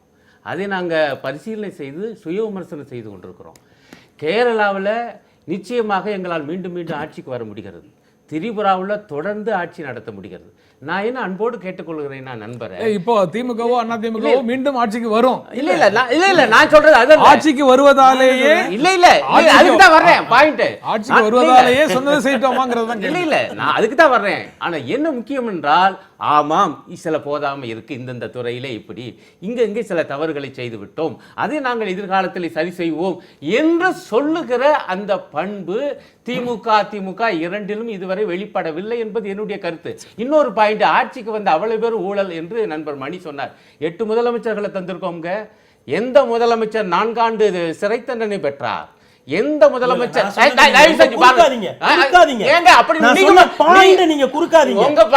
ஆட்சியில் இருந்த எந்த கட்சியின் மீது ஊழல் கரை படியாமல் இருக்கிறதுன்னு கேட்டாங்க. காங்கிரஸில் அதற்கு யார் இல்லாமல் இருக்கிறார்களா? நீங்க ஏன் குறுக்குறீங்க என்னுடைய வாதத்தை? என்னங்க நீங்க தண்டனையில வந்து நிறுத்துறீங்க. நான் வந்து சிபிஐ எல்லார் மேலயும் எஃப்ஐஆர் இருக்கு. எல்லா கட்சிகள் மேலயும் எஃப்ஐஆர் இருக்கு. எல்லா கட்சிகளை சார்ந்தவர் மேலேயும் சார்ஜ் ஷீட் இருக்கு. அப்படி நீங்க வந்து தண்டனைங்கிற ஒரு புள்ளியில வந்து நிக்கிறீங்க. இங்கதான் உங்களை நீங்க நான் சொல்றேன், உங்களை நீங்க ஊழல் அடையாளப்படுத்திக்கிறீங்க. ஆட்சியில் இருந்த எல்லா கட்சிகள் மீதும் இருக்கிறது. இங்கதான் அடையாளப்படுத்திக்கிறீங்க. ஆட்சியில் இருந்த எல்லா கட்சிகள் மீதும் ஊழல் எந்த கரை கட்சியில ஊழல் இல்லைன்னா அதுக்கு என்ன அது பதில் என்ன? அதாவது அப்ப அந்த ஊழலை நீங்க நியாயப்படுத்துறீங்க. அதைத்தான் பண்றீங்க. ஐயா பினராயி விஜயன் மீது கூட ஒரு எஃப்ஐஆர் போடப்பட்டது இல்லையா? அது மின்சார வழக்கில் இருங்க. ஊழல் கரை என்பது நான் சொன்னதை தெளிவுபடுத்த விடாம. அருணனுக்கு நான் நாம் என்ன ஐயா நான் நான் சொல்வதை தெளிவாக புரிந்து கொள்ளுங்க. பேச விட மாட்டீங்க. அடுத்தால உங்களை அண்ணா, நான் உங்களுக்கு சேர்த்து தானே பேசுனேன். இருங்க. ஆட்சியில் இருந்த எல்லா கட்சிகள் மீதும் இது ஊழல் கரை படிந்திருக்கிறது என்பதில் இந்தியாவில் ஒரு நிதர்சனமான உண்மையா இல்லையா? தயவு செஞ்சு இது வெள்ளை அடிக்கிறது. இருங்க. உதாரணமா பினராயி விஜயன் மீது எஃப்ஐஆரும் 4 ஆண்டு சிறை தண்டனை ஒண்ணுன்னு பேச விட்டு நான் நான் என்ன கருத்தை சொன்னா நீங்க எங்க வரீங்க? ஆமாங்க இருங்க, கொஞ்சம் அடுத்தால பேசுவேன். என்னங்க சத்தம் போட்டுக்கிட்டே நான் என்ன சொல்ல வர்றேன், அந்த எஃப்ஐஆரும் தவறு என்று மத்திய சிபிஐயே பின்வாங்கியதுங்கிறத சொல்லாம இப்படி சொன்னா என்ன நியாயம்? எங்க மேல போடுற எஃப்ஐஆர் நான் எஃப்ஐஆர் பத்தி பேசல, ஏங்க குற்றவாளிகளை பத்தி பேசுறேன், தண்டனை பெற்றவங்களை பத்தி பேச கவனிங்க. ரெண்டு கட்சி விடுறீங்களே. இல்ல நான் கவனமா சொல்றேன். இப்ப கன்விக்டட பத்தி பேசுறேன், நீங்க அதை நியாயப்படுத்துறீங்க. ஏன் நீங்க அதை நியாயப்படுத்துறீங்க? இவர் அதை நியாயப்படுத்துறாரு. முன்னாள் எங்க அதுவும் நியாயப்படுத்த வரலங்க. நீங்க அதான் பண்ணி நான் சொன்ன கருத்தை நீங்கள் குறுக்குகிற போது நான் வர வேண்டியதாக இருக்கிறது. நீங்க என்னங்க யாரையும் பேச விடாம பதில் கேட்ட பிறகு பதில் சொல்லுங்க. இது நண்பர் அது வலது பக்கம் இருக்கிற பாலு சொன்னது உண்மை. ரொம்ப நன்றி. என்னன்னா திமுகவும் அதிமுகவும் ஊழல் என்பதிலே அதை ஒரு நிறுவனமயமாக்கி விட்டார்களோ என்கிற கவலை இன்றைக்கு இருக்கு.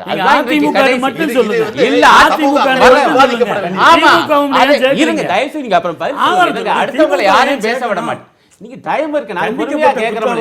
இப்ப நீங்க வந்து எங்களை பத்தி கேட்டீங்க, நான் பொறுமையா கேட்டேன். கலைஞர் தொலைக்காட்சி எப்படி நடக்கிறது என்பதை, எப்படி உருவானது என்பதை இன்னைக்கு பதிவுகள் இருக்கிறது. அதே போல இன்னைக்கு வந்து சார்ஜ் ஷீட் இருக்குது.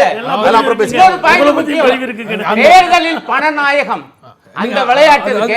அது திமுக அதிமுக இது எந்த அளவுக்கு இது மேற்கு வங்கத்திலும் கேரளாவிலும் திரிபுராவிலும் இந்த பணநாயகம் பாலு ஊழல் குற்றச்சாட்டு அப்படிங்கறத ஊழல் நீங்க ரெண்டு பேரும் இந்த அரசியல் நீங்க ரெண்டு பேரும் முன்வைக்கக்கூடிய இவர்கள் நீங்க ரெண்டு பேரும் முன்வைக்கக்கூடிய ஊழல் குற்றச்சாட்டு குறிப்பாக இந்த விஷயத்துல இப்படி நடந்தது, இதற்கான ஆதாரம் எங்க கிட்ட இருக்கு அப்படின்னு சொல்லி நீங்க சொல்ல முடிந்தால் அவரால் இல்லையா என்னங்கிறத பதில் சொல்ல முடியும். பொதுவாக 2 ஆட்சிகளிலும் ஊழல் அப்படின்னு சொன்னா ஒரு ஆட்சியில ஒரு வழக்குல ஒரு ஆட்சியில நான் ஒன்னு சொல்லிடுறேன், ஒரே ஒரு பைசா கூட ஊழல் செய்யல. ஒரு வாக்காளர் கூட ஒரு நயா பைசா கூட திராவிட முன்னேற்ற கழகம் எனக்கு ஓட்டு போடு என்று இவர்கள் கொடுக்கவில்லை.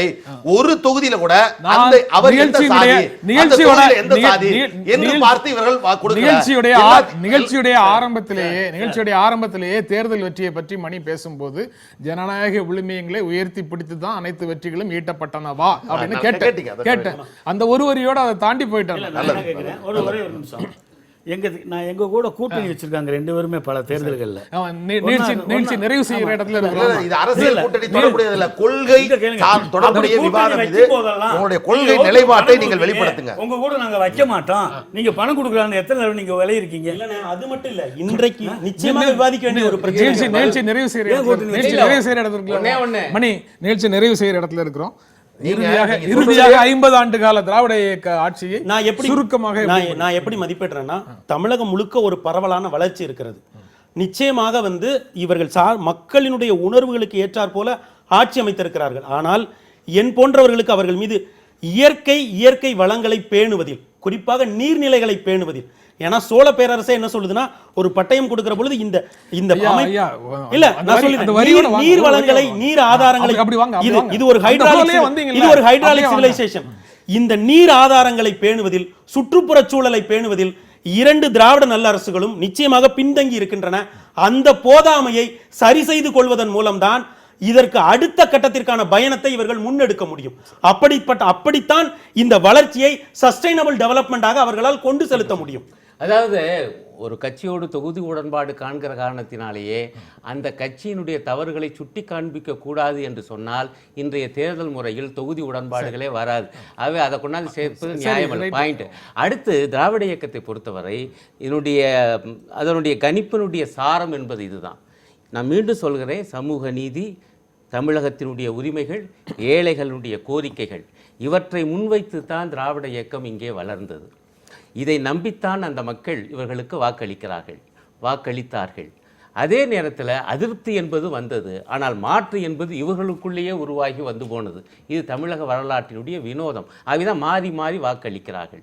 மக்களுடைய இந்த 3 துறைகளிலும் மக்களுடைய எதிர்பார்ப்புகளை இவர்கள் முழுமையாக நிறைவேற்றவில்லை என்பது என்னுடைய மதிப்பீடு.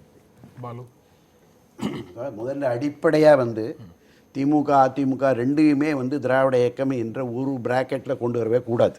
அது அது ரொம்ப அந்த அந்த அந்த அப்ரோச்சில் தான் நிறைய கோளாறு இங்கே வருது. ஒன்று. ரெண்டாவது என்ன அப்படின்னு சொன்னீங்கன்னா, இந்த திராவிட இயக்கங்கள் நீங்கள் நான் அப்படியே எடுத்துக்கொள்ள, திமுக அதிமுகவினுடைய இந்த 50 ஆண்டு கால ஆட்சி எப்படி வந்தது என்று சொன்னால், அவர்கள் எதெல்லாம் அவருடைய உயிரான கொள்கைகளை என்று சொன்னார்களோ, ஒன்று அதை விட்டு கொடுப்பதிலும் அல்லது அவற்றை சமரசம் செய்து கொள்வதிலும் தான் அவர்கள் தன்னுடைய ஆட்சியை தக்க வைத்துக் கொண்டார்கள் என்பதுதான் உண்மை. அதனால தான் நம்ம என்ன சொல்றோம்னு சொன்னா, வேற வார்த்தையில சொன்னா இந்திய அரசியல் அவர்களை செரித்து கொண்டு விட்டது. ஆமா, அது முழுங்கிடுச்சு அப்படிங்கிறதா உண்மை. அதனால தான் நான் என்ன சொல்றேன்னா, இன்றைக்கு நீங்க 37 மொழிப்போர் பேசுறாலும் சரி, 65 மொழிப்போர் பேசுறாலும் சரி, இன்னே வரையிலும் நம்முடைய தாய்மொழியை தமிழ் மொழியை உங்களால் கொண்டு வர முடியல. அதற்கு காரணம் என்னவென்றால் நீங்கள் செய்து கொண்ட சமரசங்கள் தான். அதுதான் என்னுடைய விமர்சனமாக நான் பார்க்கிறேன். பாலு, திராவிட முன்னேற்ற கழகத்தினுடைய எதிர்கால லட்சியமும் நோக்கமும் எதுவென்றால், ஆட்சிக்கு வர வேண்டும், அதிகாரத்தில் அமர வேண்டும், ஆட்சியை நடத்த வேண்டும் என்பதுதான் ஒற்றை இலக்கமாக இருந்து கொண்டிருக்கிறது. 2 இயக்கங்களுக்கு எதிரான ஒரு மாற்று சிந்தனை என்பது நீண்ட காலமாக இருந்து கொண்டிருந்தாலும் கூட, அதற்கான ஒரு உருவகப்படுத்தக்கூடிய, அதற்கான ஒரு முழுமையான ஒரு சக்தி என்பதை நாம் முன்னிறுத்தாத காரணத்தினால்தான் 50 ஆண்டுகள் இது தொடர்ந்திருக்கிறது. இன்றைக்கு இயற்கையாக அதிமுகவை பொறுத்தவரையில் ஜெயலலிதாவினுடைய மரணத்துக்கு பிறகு அந்த இயக்கத்தினுடைய நிலைப்பாடு, திராவிட முன்னேற்ற கழகத்தினுடைய தலைவர் கலைஞர் அவர்கள் தொடர்ந்து மொழி, இலக்கியம், நாடகம், கலை என்று எல்லாவற்றோடும் ஒன்றிணைந்து மிகப்பெரிய தலைவர் என்ற தோற்றத்தோடு அவர் பயணித்து இன்றைக்கு உடல்நலம் இல்லாமல் இருக்கக்கூடிய இந்த நிலையில் இந்த 2 இயக்கங்களுடைய மிகப்பெரிய வெற்றிடம் தமிழ்நாட்டில் உருவாகி இருக்கிறது. இதற்கு ஒரு மாற்று சிந்தனை தமிழ்நாட்டில் இருந்து கொண்டிருக்கிறது. அதனுடைய வெளிப்பாடுதான் மெரினாவில் கூடிய அந்த லட்சக்கணக்கான தொண்டர்கள். இதற்கு எந்த விதத்திலும் எல்லாவற்றையும் கடந்த காலத்தில் செய்ததெல்லாம் நாங்கள் இன்றைக்கு ஒதுக்கிவிட்டோம், ஊழலை ஒதுக்கிவிட்டோம், ஓட்டிற்கு பணம் கொடுக்க மாட்டோம், சமூக நீதியை முழுமையாக அமல்படுத்துவோம் என்று சொன்னால் மக்கள் நம்பக்கூடிய இடத்தில் இல்லை. இவர்களுடைய 2 இயக்கங்களும் எதிர்கால செயல் திட்டத்தில் பொய்த்து போய்விட்டது.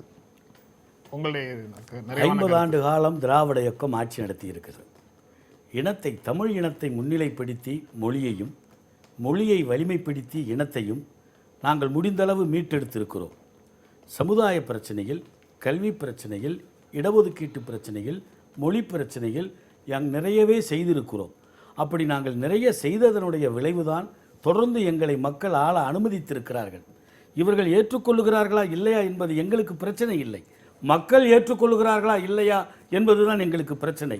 மக்கள் எங்களை ஏற்றுக்கொண்டு விட்ட பிறகு எங்கள் வளர்ச்சியை தாங்க முடியாத மற்றவர்கள் சொல்வதை நாங்கள் பெரிய கவனத்தில் எடுத்துக்கொள்ள வேண்டிய அவசியம் இல்லை. ஆனால் இப்பொழுதும் சொல்லுகிறேன், இன்னும் ஒரு 1/2 நூற்றாண்டு காலத்திற்கு திராவிட இயக்கம் தான் இந்த நாட்டை ஆளப்போகிறது. இவர்கள் எப்பொழுதும் போல பேசிக்கொண்டே இருக்க போகிறார்கள். இதுதான் நடக்க போகுது. இதை பதிவு செய்து கொள்ளலாம். இதுதான் நடக்க போகுது. இந்த நிகழ்ச்சியில் பங்கேற்று உங்களுடைய கருத்துக்களை பகிர்ந்து கொண்டதற்கு எங்கள் நெஞ்சார்ந்த நன்றி. மீண்டும் சந்திப்போம். நன்றி, வணக்கம்.